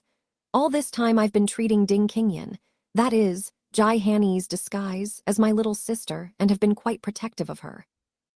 He selected a few everyday moments of the siblings, getting along, and recounted them briefly, including telling bedtime stories, gifting a silver hairpin as a keepsake, and so on. He emphasized the 3 nightmares that Ding Qingyan had last night and the oath he'd sworn. Finally, he gave a simple summary of the conversation between Jai Hani and Yan Changqing, as well as what Jai Hani had said to him before leaving. I've had great fun these past few days. I'll let you live a while longer." He concealed only the secret of his own death and resurrection, and his peculiar ability to make contact with the netherworld. "Master, what does it mean to sever mortal bonds?" Ding Songyan asked once he'd finished. Tao Wenshu, who was wearing a heavy iron crown, said thoughtfully, "Among the orthodoxy, severing mortal bonds means renouncing the world, taking monastic vows, ceasing to involve oneself in matters of kin. For the unorthodox, well." She paused briefly and said, "It means leaving you with nothing but yourself. No family, no connections. Isn't that just massacring someone's entire family?" Jai Hani's first nightmare had a bit of that implication. Yan Changqing also said his own clan had been wiped out, that he alone had escaped by sheer luck. Now it seems more likely that his clan was wiped out precisely because he was identified as having exceptional talent. He didn't escape by luck. He was taken away by a previous generation master of the sage-severing way. At this thought, Ding Songyan suddenly felt a sense of absurdity. Could the demoness have let the act become real? Does she actually see me as something of a real older brother? My predecessor knew part of the truth about the Ding family and must have been timid and fearful toward everyone, including her. I knew nothing at all, and instead felt sympathy for her losing her brother. I genuinely treated her as a little sister. Then again, Jai Hani is cunning and full of schemes. None of this is necessarily real. She may have ulterior motives. Perhaps she glimpsed something from Legend of the White Snake. Surely I'm not going to end up with a demoness for a little sister. Tao Wenshu looked at Ding Songyan and said gently, "I think I understand the general picture. But I must remind you, Jai Hani is an unorthodox demoness, long known for her schemes. Her words and actions are a mix of truth and falsehood, reality and illusion, and cannot be taken at face value. You should know that in the Jianghu she has a nickname, the Nine Evils Demoness. That tells you something about the kind of person she is. I will keep it to heart, master." Ding Songyan himself thought the same. Though the demoness had spared his life, keeping his distance was still the better policy. In order to guard against the other party, he planned to take the risk of eating the chaos remains. Tao Wenshu's gaze swept again over Yan Changqing's disemboweled corpse. She was about to ask something more when Su Qingli's urgent cries came from outside the courtyard. "Ding Songyan! Ding Songyan!" By now the downpour had nearly subsided. Su Qingli came running in, her dark hair damp and her fitted clothes slightly wet. Seeing Ding Songyan standing there unharmed, her expression relaxed and she let out a breath of relief. "You're all right, thank goodness. I was looking everywhere for you. I was even thinking I could use my aunt's name to get on Yan Yang's good side and ask him to spare you. Wait, he's dead." Feeling Xiao Qing's concern and worry, a sudden warmth rose in Ding Songyan's heart. He'd only transmigrated for about 10 days, yet he'd experienced so much, frequently feeling oppressed and constantly being surrounded by darkness. To receive such sincere and pure care and help in the midst of danger, how could he not be deeply moved? "Yes, I killed him." Moved as he was, Ding Songyan did not hide this from Xiao Qing. "You?" Su Qingli's eyes went perfectly round, her face full of shock. At this point, Tao Wenshu spoke up. "Miss Su, where is young hero Ren of the True Spirit sect?" Su Qingli seemed to have already known Tao Wenshu was here, yet she still looked a touch embarrassed about her earlier urgency. "When Ren Yaoyang and I tracked you to nearby, he suddenly said Sect Master Tao has arrived, so Brother Ding should be fine, and turned to go help my second uncle and the Dingjiang Prefecture Magistrate at Riverwaves Hall. Ah, Brother Yaoyang was also frantically looking for me, wanting to save me." Ding Songyan was moved again, truly worthy of Brother Yaoyang's spirit of ancient chivalry. Amid these swirling thoughts, an odd notion occurred to him. Brother Yaoyang has canine ears. Xiao Qing, whether or not she's actually a Yao, she'll inevitably develop nine-tailed fox characteristics when her cultivation of the myriad transformations, beguiling all living things grand method reaches the middle to late stages. So does this count as running with the foxes and dogs? They do say that's disreputable company. Having this pair of disreputable companions in one's life is more than enough. Forcibly pulling his thoughts back on track, Ding Songyan finally picked up on something from what Xiao Qing had just said. Brother Yaoyang already has a degree of foresight. Is this the formidable power of divine after death? The useless divine art really does defy the heavens. Hearing Su Qingli's reply, Tao Wenshu nodded slightly. "Then I needn't rush to Riverwaves Hall."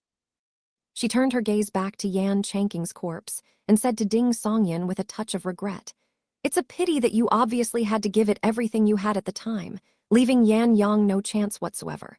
Otherwise, you might have asked about the whereabouts of Kunlun. The whereabouts of Kunlun? Su Qingli blinked in surprise. Tao Wenshu glanced at Ding Songyan, also somewhat taken aback. She had assumed this newly recruited disciple, having been trying every avenue to seek rescue, would surely have mentioned the matter of the complete secret classic of mountains and seas to Su Qingli, with whom he was on good terms. That was why she'd spoken so openly about the mystery of Kunlun's whereabouts. Evidently not. She's not going to kill Xiao Qing to silence her, is she?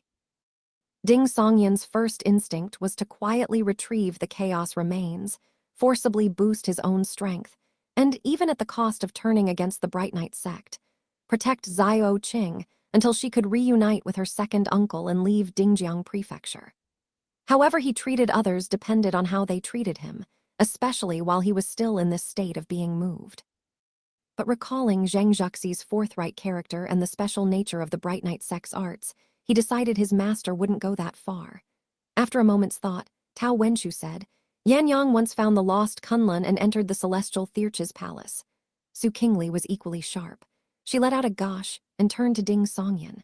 When you asked me before where in the world one could find a complete secret classic of mountains and seas, that was because of this. Yeah. Ding Songyan relaxed slightly, seeing that his newly sworn master harbored no killing intent. Su Qingli's brows and eyes brightened. She couldn't resist glancing at Yan Chanking's corpse, wanting to look yet not daring to before quickly averting her gaze. What a shame! That's the lost Kunlun. She seemed less interested in the celestial Thirch's palace itself than in finding the legendary vanished land. Still a child at heart, Ding Songyan thought inwardly with amusement. Su Qingli's eyes flickered, and she murmured to herself, actually, if someone who could reach the netherworld were here, they could question Yan Yang's remnant soul. Abruptly, the girl looked at Ding Songyan, her face full of regret. If only your yin eyes could activate right now. Yin eyes. Tao Wenshu's gaze shifted to Ding Songyan. Ding Songyan felt helpless. Miss Xiao Qing, you really haven't changed one bit. This also reminded him that he could communicate with Yan Chanking's remnant soul. He'd been so preoccupied with finding a chance to consume the chaos remains that this hadn't even crossed his mind. After brief deliberation, Ding Songyan said to Tao Wenshu, Master, after I survived the attack that day outside the city and lost most of my memories, I somehow gained the ability of yin eyes. But I cannot control when it activates and when it doesn't. Even as he spoke, thoughts continued colliding in his mind. Should he communicate with Yan Chanking's remnant soul right here in front of Tao Wenshu, performing the act of reaching into the netherworld? He too wanted to find Kunlun and explore the celestial Thirch's palace, but judging from Yan Yang's reaction before death, that matter concealed enormous hidden danger. That being the case, it was better to openly question Yan Yang's remnant soul with the Bright Knight sect as witness. With the maxim, sharing is caring, he could get more capable people to address the dangers lurking beneath, while he claimed his share. One mustn't be too greedy. Moreover, and most importantly, whatever valuable information he obtained would have Tao Wenshu's first-hand corroboration. It would spare him considerable interrogation and scrutiny later, effectively making everything above board. Master! Su Qingli keenly identified the crucial point and was quite startled. Ding Songyan explained, Sect Master Tao just removed the celestial heart imprint for me. Pitying my circumstances, she offered to take me as her disciple. I still have lingering fears about the celestial heart imprint and hope to cultivate the Candlelight Sutra to counter it, so I've already acknowledged Sect Master Tao as my master. The celestial heart imprint. Ah, right, it's the celestial heart imprint. Su Qingli smiled in understanding. If you can join the Bright Knight sect, that's truly wonderful. Once you've completed your training and I've made progress in my own cultivation, we'll meet again in the Jianghu and right wrongs together. Ding Songyan smiled and agreed, then turned to Tao Wenshu. Master, Miss Xiao Qing. Actually, relying on the celestial heart imprint earlier, I already found a way to open my yin eyes at will. I can even converse with ghosts. He omitted the role of the hazy seed as catalyst. Tao Wenshu's face showed a rare hint of pleasant surprise. Su Qingli's delight was even more apparent. She urged Ding Songyan, then hurry, before Yan Yang's remnant soul gets dragged into the netherworld and wanders off into the depths. Otherwise you'll have to wait 7 days.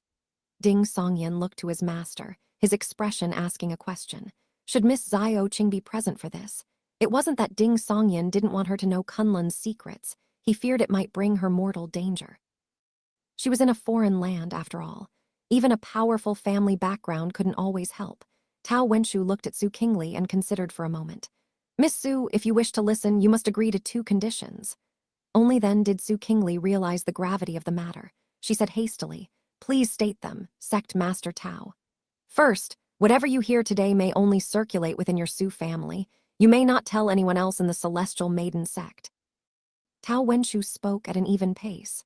Second, should your family gain anything from the matter of Kunlun in the future, I hope you'll share a word of it with us. Su Qingli did not blurt out an answer. She thought it over seriously before responding. I can agree. The first condition is certainly no problem. Our Su family wouldn't want more people knowing either. As for the second, if others in the family refuse, I'll tell you in secret. Tao Wenshu wore an expression of an elder regarding a junior, then turned to Ding Songyan. Miss Su already knows this involves Kunlun, and I have no desire to kill her over it, so the only option is to draw the Su family in as well. If we truly can learn Kunlun's whereabouts, this is not something a small sect like the Bright Knight sect can shoulder alone. I will promptly report it to the Flame Capital and seek only a share of whatever comes, or even trade the information directly for benefits. You will have a share of the benefits in this. Given all that, whether or not the Su family knows becomes irrelevant. We'd even be doing them a favor. Right, in the rivalry between the 2 nations, the Celestial Maiden Sect has always remained relatively neutral. On the other hand, if what we learn amounts to only a few clues, and the information leaks out, having a credible second party as witness means the Bright Knight sect won't be plagued with visitors day after day. Even if we lay everything bare, people still wouldn't take our word for it alone. The Bright Knight sect's leader laid out her reasoning openly in front of Su Qingli, simultaneously intending it as education for her disciple. That's right. The matter of Kunlun is already known to multiple people and can no longer be kept completely secret. If Zio Qing weren't here today, if there were no Su family, no Bright Knight sect, and only me, then if I actually learned Kunlun's location, fine, I could simply share it. But if I failed to learn anything, I'd forever be suspected. And once suspected, there's no shortage of scheming powerhouses who'd use every method to probe me. Before I've had the chance to grow in strength, that would be extremely dangerous. A secret one can no longer keep, or lacks the ability to keep will only invite disaster if I attempt to guard it by force. Ding Songyan cupped his fists and thanked his master for the lesson. Under Su Qingli's expectant gaze, he transferred the hazy seed to the space between his brows. Once again, he saw Yan Chanking's bewildered, wandering ghost. Looking at Yan Chanking's bewildered and anguished remnant soul, Ding Songyan moved the hazy seed to his throat. He produced a voice cold and eerie. Yan Chanking, where is the lost Kunlun? He had long since confirmed through details like the chaos remains that Yan Chanking had entered the Celestial Thirch's palace, so he skipped straight past the did you and have you stage of questioning. The wandering ghost of Yan Chanking turned its body to face him, gazing at him blankly, and answered in a hollow voice. Kunlun has always been in its original location, between the red waters and the black waters. It was merely hidden. At this, Su Qingli let out a small cry. I can hear it, I can hear it. Her excitement was plain to see. Tao Wenshu, holding her scabbard and long sword, also nodded. They can hear it. Well, of course. I didn't even move the hazy seed to my ears, and I can still hear it too. This works out. Saves me the trouble of relaying everything, which might invite suspicion that the middleman is skimming benefits for himself by withholding key information. Ding Songyan relaxed and organized his thoughts. Then how does one enter Kunlun? Yan Chanking's ghostly figure was semi-transparent, tinged with spectral green. First, one must be able to resonate with heaven and earth. Second, one must possess either an object that once flowed out of Kunlun or a relic of a celestial Thirch. Third, one can use the Kunlun Secret Archive to locate a specific spot. The Kunlun Secret Archive? Tao Wenshu and Su Qingli voiced the question simultaneously. Ding Songyan didn't need to think to know what to ask next. What is the Kunlun Secret Archive? The expression on Yan Chanking's ghostly face shifted slightly. Ever since Xia Huqi failed to inherit the Celestial Thirch's throne, every generation has produced seekers of Kunlun. The Kunlun Secret Archive is a compilation of everything these seekers obtained and recorded. Ding Songyan didn't linger on this point, heading straight for the main subject. Where is the Kunlun Secret Archive? And where is the specific spot it records? After I was severely injured by the chaos remains, I had no choice but to leave Kunlun prematurely. I lost this book in the outermost danger zone. The face of Yan Chanking's ghost twisted slightly. Chaos remains, Su Qingli murmured softly to herself. Yan Chanking continued. That specific spot is not directly recorded in the Kunlun Secret Archive. I found it myself, by studying the accounts of predecessors, separating wheat from chaff, distinguishing truth from fabrication, extrapolating through numerology, and conducting field surveys. I did not record it in the Kunlun Secret Archive. I kept it only in my mind, so that should I ever be imprisoned, I could use it to bargain for my life. At this, a faint smile surfaced on Yan Chanking's ghost, as if to say, if you want to find the lost Kunlun, you can't kill me. Too bad you ran into your filial disciple Jai Hani and an ordinary man like me with no martial arts. If you didn't die, I'd most likely be the one dead instead. Compared to Kunlun's secrets, staying alive takes priority. Ding Songyan found himself caught between amusement and wistfulness. This also made one thing completely clear to him. No wonder Yan Chanking's face had shown fear when he saw that the Sage Severing Way's envoy was Jai Hani. Anyone else might still have held back on account of Kunlun's secrets, giving him room to maneuver. But in Jai Hani's eyes, killing him took precedence over obtaining the Celestial Thirch's treasures or unraveling Kunlun's mystery. In the end, the demoness hadn't even asked where the lost Kunlun was. Ding Songyan wasn't sure whether Yan Chanking's remnant soul harbored an obsession about guarding Kunlun's secrets. He could only try rephrasing. Where is that specific spot? Yan Chanking's pale, green-tinged face suddenly contorted. Yes. It was that person who guided me toward the correct extrapolation. Judging from the records he left in the Kunlun Secret Archive, he was already close to the right answer. There's no reason he'd have left no further records, unless he died shortly after. Stop going off on tangents and just answer where the specific spot is. Only then did Ding Songyan realize that communing with the dead wasn't simply a matter of asking a question and receiving an answer, especially with someone who had died so recently, whose thoughts and obsessions were still vivid. He could only repeat the question, where is that specific spot? A look of terror inexplicably surfaced on Yan Chanking's contorted face, as though recalling some revelation from just before his death. According to Jiang, before the ghost could finish, from the sky above the smoke-dark netherworld, a bolt of spectral green lightning fell without a sound, striking Yan Chanking's remnant soul, which had not yet fully entered the underworld proper. Yan Chanking let out a piercing shriek that sent stabbing pain through Ding Songyan's eardrums. The green lightning coursed rapidly across the ghost. In the blink of an eye, Yan Chanking's remnant soul grew thin and faint, dissolving into nothing, leaving no trace behind. What happened? Su Qingli, who had her hands over her ears, asked urgently. Tao Wenshu likewise showed a look of bewilderment. Once Su Qingli lowered her hands, Ding Songyan described exactly what he had seen, the scene in Yan Chanking's fate without omission. He was equally baffled. Was this karmic retribution for Master Yan's grave sins, or simply his bad luck? In the middle of communing with the dead, the target had been struck by nether lightning and scattered into oblivion. Su Qingli blinked. Was it a violation of heavenly law, a breach of the netherworld statutes, or did someone use this to silence him? Someone could silence him like this. Ding Songyan was so startled his words came out in halting fragments. Su Qingli's eyes turned as she assumed a look of recollection. Sects that can reach the netherworld or borrow its power all have some possibility of accomplishing something similar. But who could produce a scene so close to miraculous that I don't know? The true spirit sect's useless divine art, and its becoming divine after death.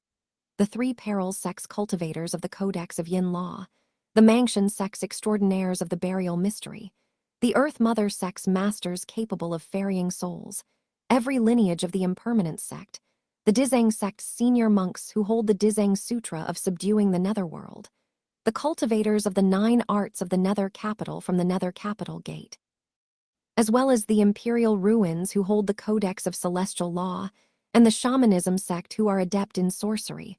All of them could do it. And those with similar peculiar abilities are not few.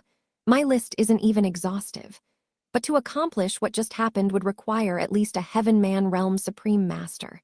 Tao Wenshu spoke after some thought. Of the sects his master had mentioned, Ding Songyan had so far only heard of the True Spirit sect, the Earth Mother sect, and the Imperial Ruins. The True Spirit sect was one of Great Zhao's 6 sects and 4 schools. The Earth Mother sect was one of the world's 9 great sects, with its headquarters in the Gan Kingdom, founded on the principle of saving the world and delivering the people. Great Zhao had believers too. Great Zhao's own 2 faiths and 3 clans likewise included 2 of the 9 great sects, the Kitchen King sect and the Yin Yang sect. The Imperial Ruins was one of the world's 5 great holy grounds and one of Zhao Kingdom's too. They claimed to be the tomb keepers of Emperor Zhuangsu. I can't think of who it could be. Su Qingli slowly shook her head.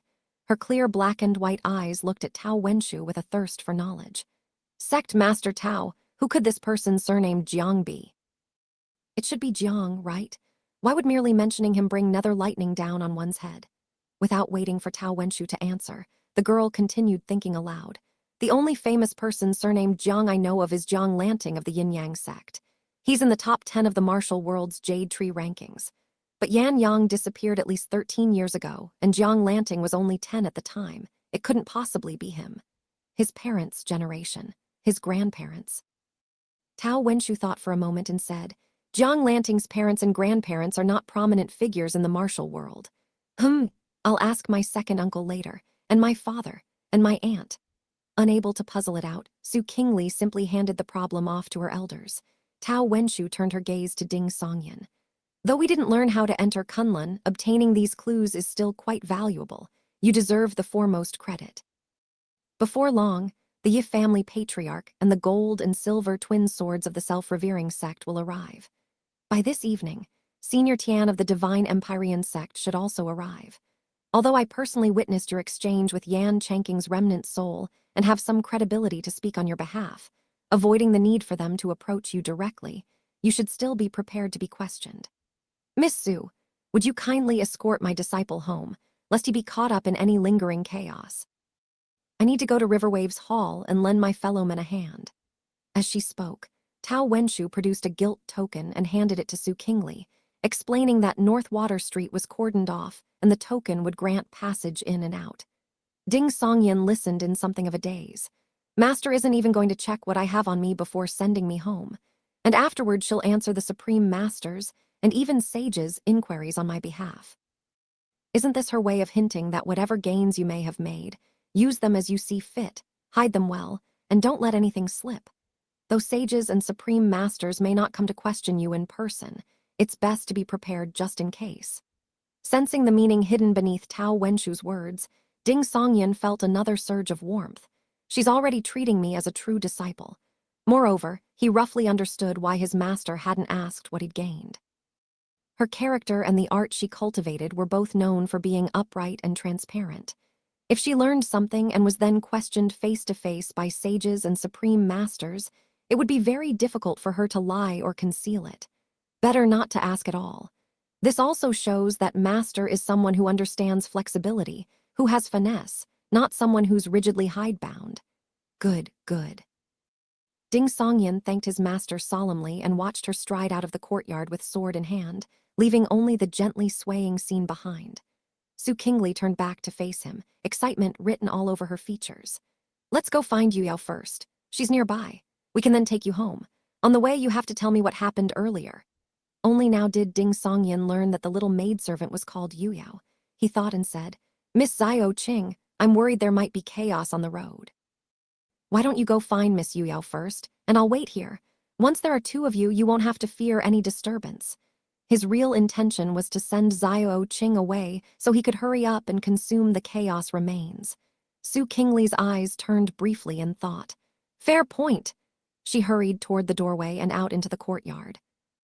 Ding Songyan, taking advantage of the yin eye's lingering effect, swiftly moved the hazy seed to his wrist, then reached behind him toward the dark stone pillar and retrieved the small lump of chaos remains. It was rough yet slippery to the touch. Before he could even raise his hand, Yuyao's voice came from outside the courtyard. Miss, did you find him? He's here. Su Qingli called out while turning back to look at Ding Songyan.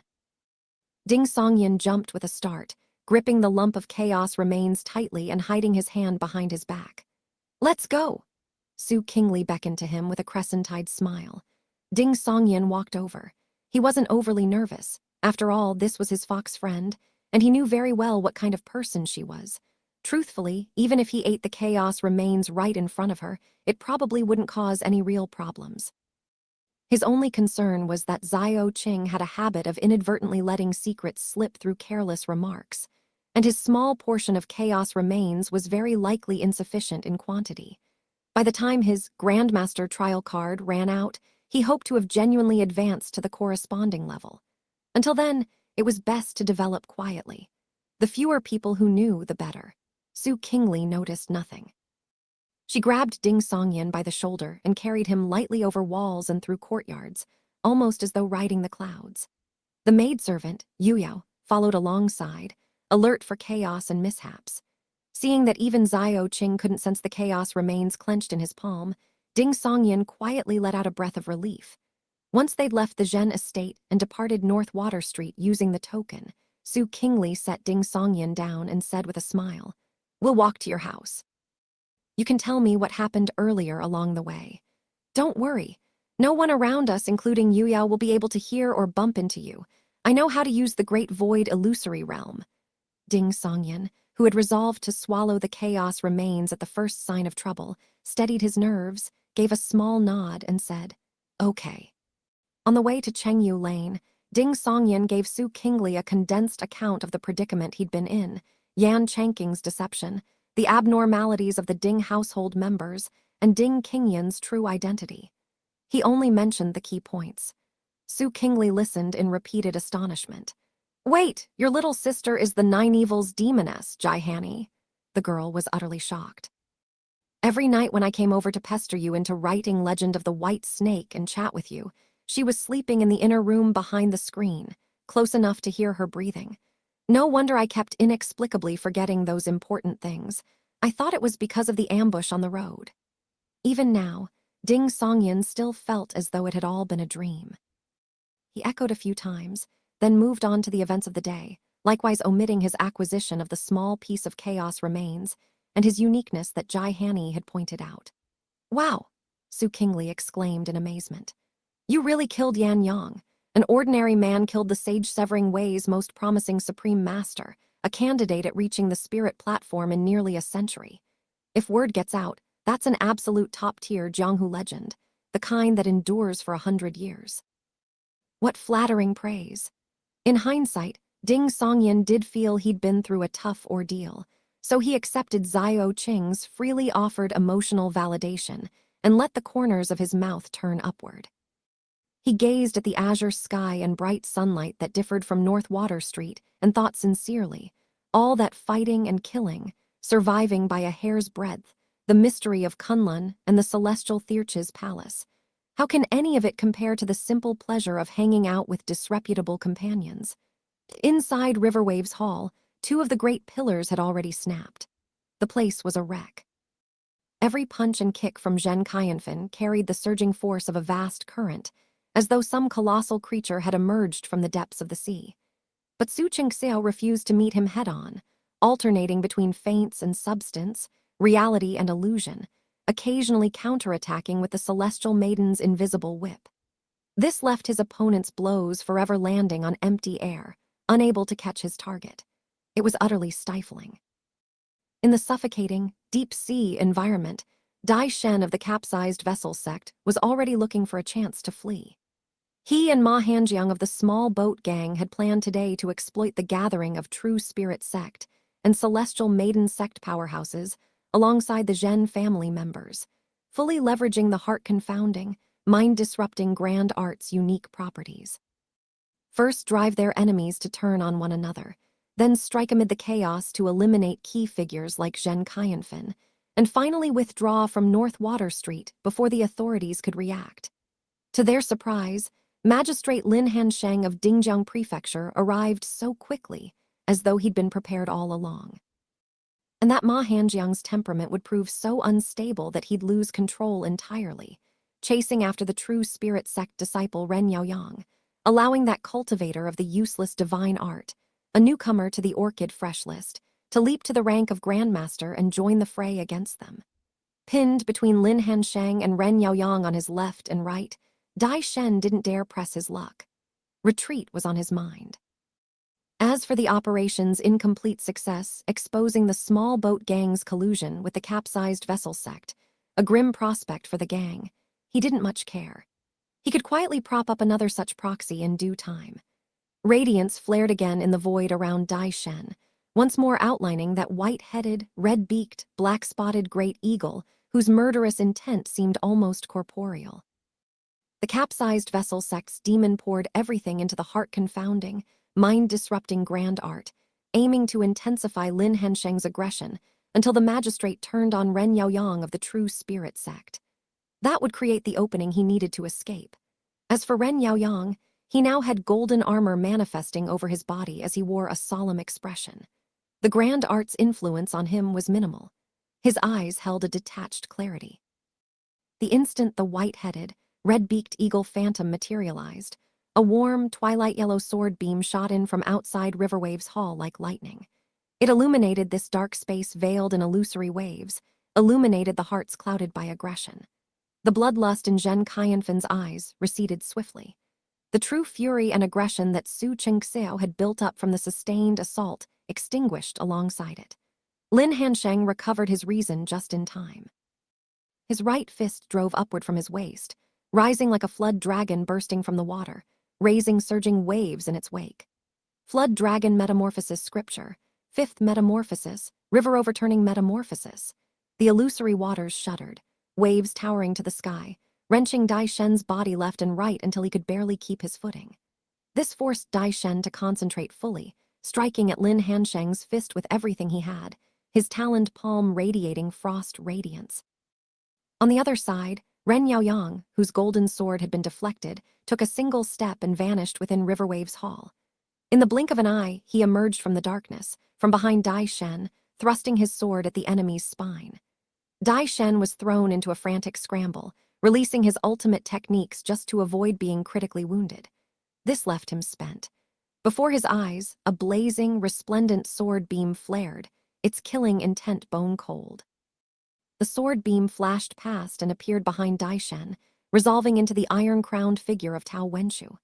Dai Shen stood frozen in place, his throat completely pierced through, sword intent ravaging his skull.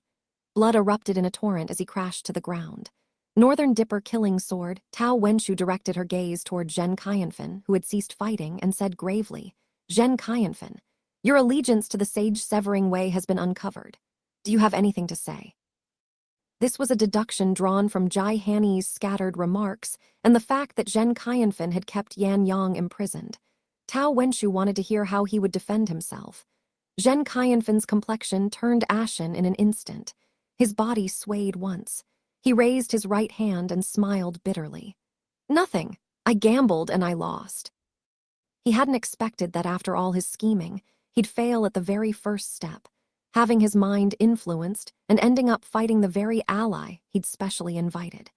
He hadn't even pursued Yan Chanking's escape. This made him abruptly recall what Yan Chanking had often told him 10 or 20 years ago.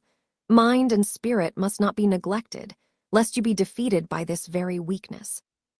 And your foundation is unstable, not only because your art is incomplete, but because your mental state is lacking. Just as Zhen Qianfen was about to take his own life on the spot, Tao Wenshu spoke. "Wait, I have questions for you. If you answer honestly, I can promise that your children and grandchildren who are uninvolved in the sage-severing ways affairs will be allowed to take a portion of the family wealth and return to their ancestral home as country squires." Lin Hansheng listened with mild surprise, since by all rights and propriety, these words should have come from him. However, Tao Wenshu's reputation preceded her. He knew full well what kind of person she was. Her overstepping must carry deeper meaning, and this wasn't the moment to press for details. Best to cooperate first. Once the magistrate gave his confirmation, Zhen Qianfen's expression shifted several times before he let out a self-mocking laugh. "If anyone else made such a promise, I wouldn't believe them. But since it's you, Sect Master Tao, saying it, I believe you. What do you want to ask?" Tao Wenshu didn't ask immediately. She directed her gaze toward Su Chingseo. Mr. Chingseo, perhaps you might return to Tianyang Hall first?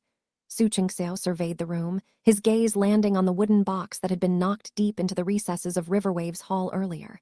He asked in a low voice, who gets the Hue fruit? Ren Yaoyang, having already dispelled his golden armor, said in his deep voice, Miss Kingley aided me repeatedly just now. This Hue fruit should rightfully go to her. To me, it is no longer of any use. Much obliged. Su Chingseo cupped his fists in thanks, then without the slightest ceremony employed his movement technique to retrieve the wooden box and opened it for a look. Once he had left Riverwave's hall, Tao Wenshu turned back to Zhen Qianfen. How did you learn that Yan Yang had found the lost Kunlun, entered the celestial Thirch's palace, and obtained something of value? The lost Kunlun. Ren Yaoyang's slightly oversized canine ears twitched. What exactly have I got myself involved in? Having become divine after death, his body seemed to have undergone some changes as well. Brown animal fur was visible in many places, and around his ears, two phantom little green snakes slithered in and out, forming what looked like earrings. Hearing Tao Wenshu's words, Lin Hansheng's expression turned grave at once. So it's confirmed that Yan Yang entered Kunlun. Zhen Qianfen smiled bitterly. I received a letter one day. It said that Yan Changqing had found Kunlun, entered the celestial Thirch's palace, and obtained chaos remains, among other things. I was skeptical, but following the letter's guidance, I tested Yan Changqing, who had come to me seeking refuge, and ultimately confirmed the matter. Greed took hold of me. So have the chaos remains been found. Even now he couldn't let go of that divine substance which could encompass everything he'd learned, mend his foundation, and help him perfect his Dharma realm in one stroke. Jai Hani took them, Tao Wenshu said simply. Zhen Qianfen's expression went adrift. Just like that, they were hidden nearby. Tao Wenshu did not answer his question, asking instead, what about the letter? Zhen Qianfen let out a chuckle. Would you believe me if I said it simply vanished one day? I would. Tao Wenshu nodded slightly. If Yan Changqing's remnant soul could be silenced, a mere letter was nothing. Zhen Qianfen said seriously, I believe whoever wrote that letter also had designs on the celestial Thirch's palace. I'd originally hoped that during this, releasing the tiger back to the mountain gambit, that person or their people would also appear, becoming a variable in my favor. From start to finish, no one fitting the description showed up. Tao Wenshu asked about several other matters before finally saying to Zhen Qianfen, what I've promised you I will see done. I trust you. Zhen Qianfen raised his right palm high. He surveyed the ruined Riverwave's hall, as though savoring the bustle and clamor of days past, savoring the scenes where his word alone could decide life and death, savoring the ordinary contentment of children and grandchildren gathered around his knees. Sigh. Zhen Qianfen heaved a long sigh, then slammed his palm down on the crown of his own head. His skull cracked apart with a crunch, blood and matter erupting simultaneously. Ding Songyan, do you think the demoness actually sees you as her older brother? She's clearly older than you, Su Qingli said with great relish, looking at the well at the entrance to Chengyu Lane. I'm actually over 30. Ding Songyan shook his head with a wry smile. Who knows? In any case, she let me go. Spend time with someone day after day, and some feelings are bound to develop. Besides, you pose no threat to her interests. Su Qingli pointed toward Chengyu Lane. I should go meet up with my second uncle. I'll come by this evening to say goodbye. Without waiting for Ding Songyan's response, she said beaming, I never expected that this trip into the Jianghu to broaden my horizons would involve something this thrilling, with implications this far-reaching. It's more exciting than everything my eldest brother encountered in years of wandering combined. Ding Songyan, let's keep this up when we travel the Jianghu together in the future. I'd rather not encounter anything this dangerous again, Ding Songyan replied with a smile, watching as Zhao Qing and her maidservant Yuyao headed back toward North Water Street with a slight spring in their step. He felt the small lump of chaos remains clenched in his palm and turned his gaze toward the lane entrance in the afternoon light. No neighbors were gathered at the moment. They were either out attending to business or occupied at home. Ding Songyan walked through the empty lane, where only cicadas sang, step by step toward the Ding family courtyard. Along the way, he spotted the yellow dog Ahua, saw old Uncle Ren tidying firewood in his yard, and passed a few elderly neighbors, exchanging brief greetings. Arriving at the gate of the Ding family courtyard, he gave it a gentle push and found it unlatched. It swung open with a creak. Inside the yard, the elm tree, the woodpile, and the coal were all the same as ever. The mosquitoes and moths had decreased considerably. Through the open door of the main room, the table, chairs, and wooden chests were tidied neatly, but the place was devoid of people. The cold stillness stood in stark contrast to the chaos, blood, and scheming of before. A sense of deflation settled over Ding Songyan, as though he'd been busy for ages, crossing mountains and valleys, only to find himself alone at the end of it all. The place remained, but the people were gone. He sighed softly and mocked himself inwardly. Everyone was acting all along. Now it's only fitting that the play has ended and the audience dispersed. Just then, a voice called out from behind him, "Brother Ding, Brother Ding." Ding Songyan turned quickly and saw the shifty-eyed Su Chang'an stepping through the courtyard gate. The fellow asked with a broad grin, "I saw you come back early. I don't need to report to the authorities, right?" Ding Songyan was stunned for a moment before he chuckled softly. "No need." He'd barely finished speaking when another figure appeared at the gate, Zheng Zhuxi, wearing black fitted clothes and carrying her long sword. Zheng Zhuxi smiled, her expression bright and warm. "I spotted you leaving North Water Street from the watchtower and figured you'd be heading home, so I came to check on you. Glad you're all right." Seeing Zheng Zhuxi's smile, seeing Su Chang'an gaping in shock as his gaze darted between the girl and Ding Songyan suddenly closed his eyes and opened them again. The sky seemed to have grown a little brighter. North Water Street, outside the Zhen estate gates. Su Qingxiao had learned from the gradually recovering Zhen household servants where Su Qingli had gone, so he took the wooden box containing the Hue fruit and prepared to head to Chengyu Lane to find her. Second uncle! Second uncle!" Su Qingli came bounding cheerfully from the far end of North Water Street, like a bird in joyful flight. The maidservant Yuya was struggling to keep up. "You've taken Ding Songyan home." Su Qingxiao quietly let out a breath of relief, though his outward demeanor remained as breezy and otherworldly as ever. Su Qingli blinked. "How did you know?" "Anyone who encounters you is bound to take a second look, and in doing so, they'd naturally recognize Ding Songyan beside you." Su Qingxiao often found himself exasperated. His niece was sharp enough when she wanted to be, but when she chose not to engage her brain, she was remarkably oblivious. He raised his left hand, displaying the wooden box. "Let's return to Tianyang Hall. You can eat the Hue fruit on the way." Ren Yaoyang didn't want it? Su Qingli was quite surprised. Su Qingxiao glanced at her. "He's already become divine after death. The Hue fruit is of no use to him anymore. Besides, didn't you help him tremendously? I just wanted to see if he could survive long enough to become a grandmaster." Su Qingli would never admit she'd acted out of a moment's soft-heartedness.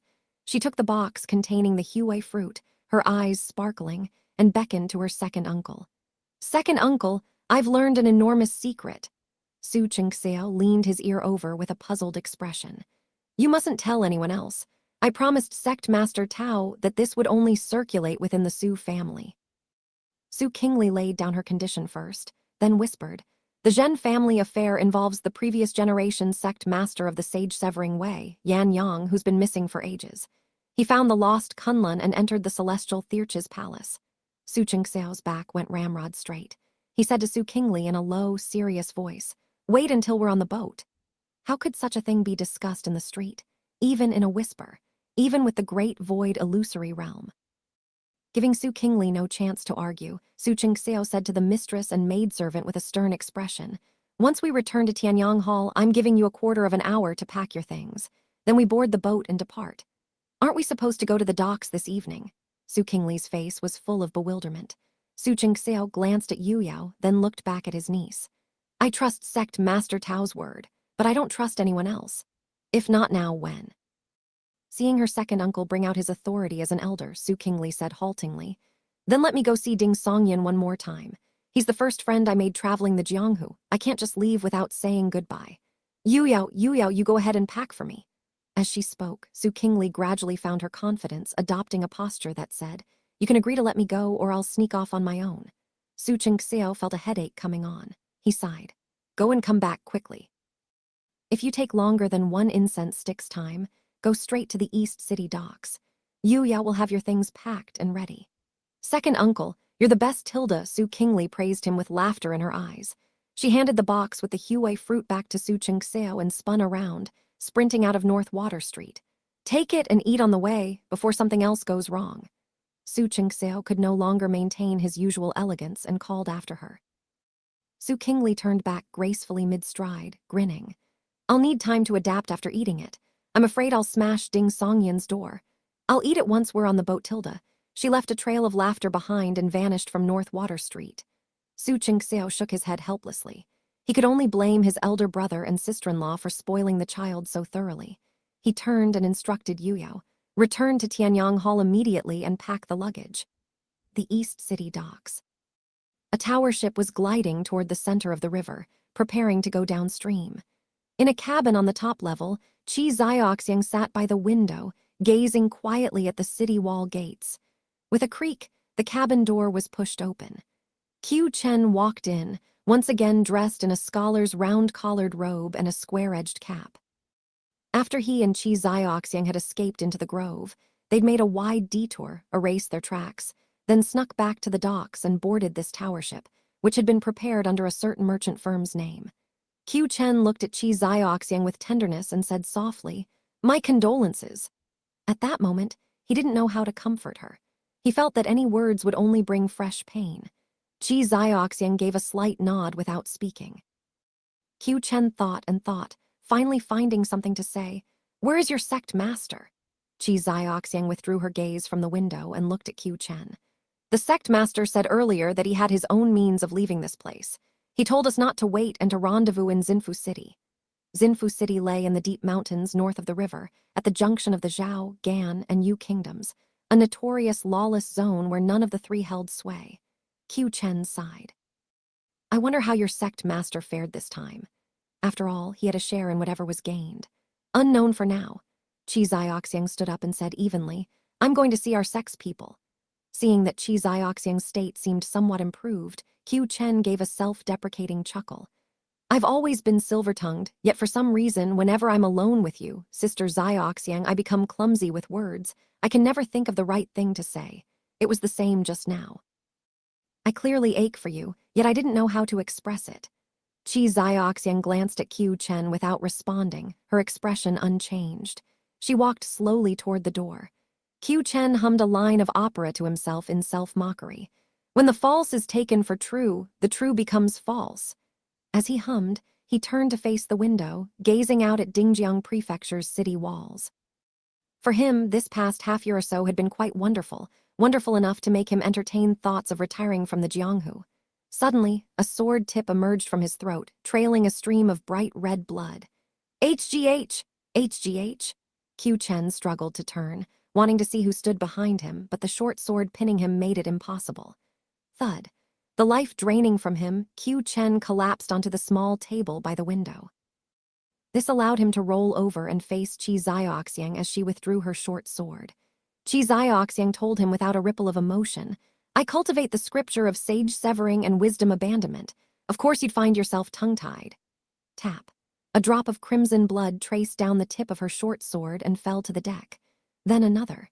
Qiu Chen's eyes were wide, filled with bewildered anguish and disbelief. From his eyes, ears, mouth, and nose, red ant-like moth seeds crawled out one by one. Qi Zioxiang regarded him with cold detachment. The Qi Zioxiang of old was indeed kind-hearted, resilient and strong, pitiable and worthy of pity. But she died in that devil's den. What lives now is nothing more than a devil who chose to fall, who aids the wicked, who is skilled at exploiting others' compassion. The faintest smile slowly curved the corner of this woman's lips. The light in Qiu Chen's eyes froze. He exhaled his last breath. The moth seeds fluttering about the room dropped to the floor one after another, motionless. Qi Zioxiang wiped her short sword on the hem of her clothes, found a bound volume on the corpse, stepped out through the cabin door, and nodded to the sage-severing way disciples standing guard at the top of the wooden staircase. "Clean it up."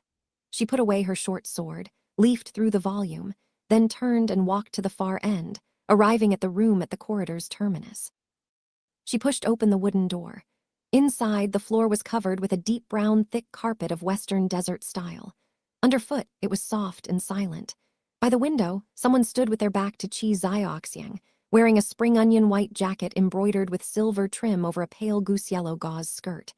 Black hair hung loosely down her back, long and lustrous. Qi Zioxiang froze for an instant, then hastily bowed. "Sect Master, when did you return?" Jaihani turned partway, smiling warmly, and nodded. "I was here before you boarded. Well done." Chi Zioxiang lowered her head and said with the utmost deference, "It is part and parcel of my job." After studying Chi Zioxiang for a moment, the smile on Jaihani's face gradually faded. She turned back to gaze at the nearby East City docks. "Did you obtain the Moth God scripture?" "I have it, but it lacks the aperture forging method." Chi Zioxiang held out with both hands the volume she'd found on Qiu Chen's body, waiting for her sect master to take it. Qiu Chen also made alterations to parts of the text. Jaihani tersely acknowledged. "No matter. Leave the scripture on the table and go." "Yes, sect master." Chi Zioxiang stepped forward and placed the Moth God scripture on the writing desk set with brush, ink, paper, and inkstone. Once she had left and closed the door, restoring the room to quiet solitude, Jaihani turned her gaze toward another tower ship that was weighing anchor and setting sail. That ship's sails were half filled with wind as it slowly pulled away from the East City docks. On its deck stood a tall, elderly man. The old man wore a fine cloth straight robe and a Huyang kerchief, his hair and beard entirely white, and his features austere and archaic. In his hand he held a writing brush, jotting entries in a ledger. As though sensing Jaihani's gaze, he raised his head and looked in the corresponding direction. Jaihani gave a faint smile and nodded. The old man inclined his head slightly, withdrew his gaze, and returned to writing in his ledger. Chengyu Lane, in the Ding family courtyard. Zheng Zhuxi had returned to the watchtower after confirming Ding Songyan's condition. Only Su Chang'an remained, sizing up Ding Songyan with disbelief. "Brother Ding, when did you get to know Zheng Zhuxi? You two seem to be actually acquainted." Ding Songyan gave the fellow a sidelong look. "I met her when I went to the Bright Night sect to report a case. The Zhen estate business." Su Chang'an made a big show of surprise. Ding Songyan smiled. "The Zhen estate matter is settled." Su Chang'an relaxed at this, enlightenment dawning. "I knew it. I was wondering why only that part of the city got thunder and rain." After his exclamation, he sneaked a glance toward the house. "Is little sister Qingyan not here?" "Why won't you leave already? I need to eat the chaos remains." Ding Songyan answered impatiently. "She went to help my mother copy sutras." The warm feelings he'd had moments ago had now transformed entirely into agitation. Oh, Su Chang'an's face fell with disappointment. "I have things to attend to. Head back first," Ding Songyan urged. Without Qingyan around, Su Chang'an left without the slightest reluctance. Ding Songyan swiftly shut the courtyard gate and dropped the latch. Then he went back inside and carefully inspected his surroundings. He genuinely feared the demoness might pop out at any moment. Inside the tower ship cabin, Jaihani withdrew her gaze from the surging, undulating river waters and sat down. Facing a silver mirror with a glass face, she carefully put up her hair in a neat bun. Then she took out a silver hairpin, one decently crafted though unadorned with pearl or flower, before slowly sliding it into place. Jaihani checked her reflection from both sides as a smile appeared on her face. She stood, lightly raised her pale wrist, and stuffed a large lump of yellow, sack-like substance into her mouth. Feeling the afternoon stillness and heat, listening to the cicadas and dog barks outside the window, Ding Songyan shut his eyes, clenched his teeth, and swallowed the small lump of chaos remains. His mouth, his throat, and his stomach immediately felt a searing heat, as though set ablaze and caving inward. A few breaths later, a mysterious and overwhelming power erupted, surging toward every corner of Ding Songyan's body, pulling everything toward its core, bringing intense pain. Ding Songyan's spirit and soul felt the same, yet he discovered that part of his consciousness had dissolved into the void, gazing down at his own body from above, watching its changes with cold detachment. At the entrance to Chengyu Lane, Su Qingli tapped on her toes in a series of nimble steps, arriving lightly outside the Ding family courtyard. She was about to knock on the gate when an overwhelming sense of dread surged up within her, and she instinctively retreated. She couldn't help raising her right hand to shield her eyes. Inside the house, Ding Songyan endured the violent agony and saw his skin taking on deeper hues of yellow, his 5 organs visible through the air between, red as fire. Within his body, clusters of phantom radiance coalesced, along with strange new organs and meridians that had never existed before. That formless power spread outward, creating still more points and orbs of light in the void beyond in a countless manner, outnumbering the stars. Ding Songyan's legs first turned dark, then extended 4 more legs, nearly invisible.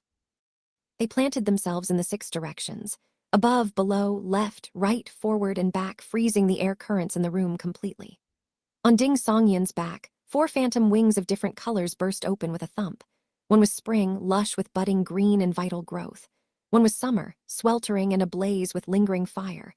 One was autumn, golden with abundant grain, the sky high and air crisp. And one was winter, 1,000 miles of ice and drifting snow. Finally, at the center of Ding Songyan's brow, a mass of dark chaos rapidly took shape, spinning ceaselessly, drawing his features into its depths. Hundan chaos, the result of consuming it, establishing the 6 directions, dividing the 4 seasons, manifesting the way and its virtue, banishing demons and warding off evil, and bringing all things into unity. End of Volume 1, Those Carefree Days of Youth.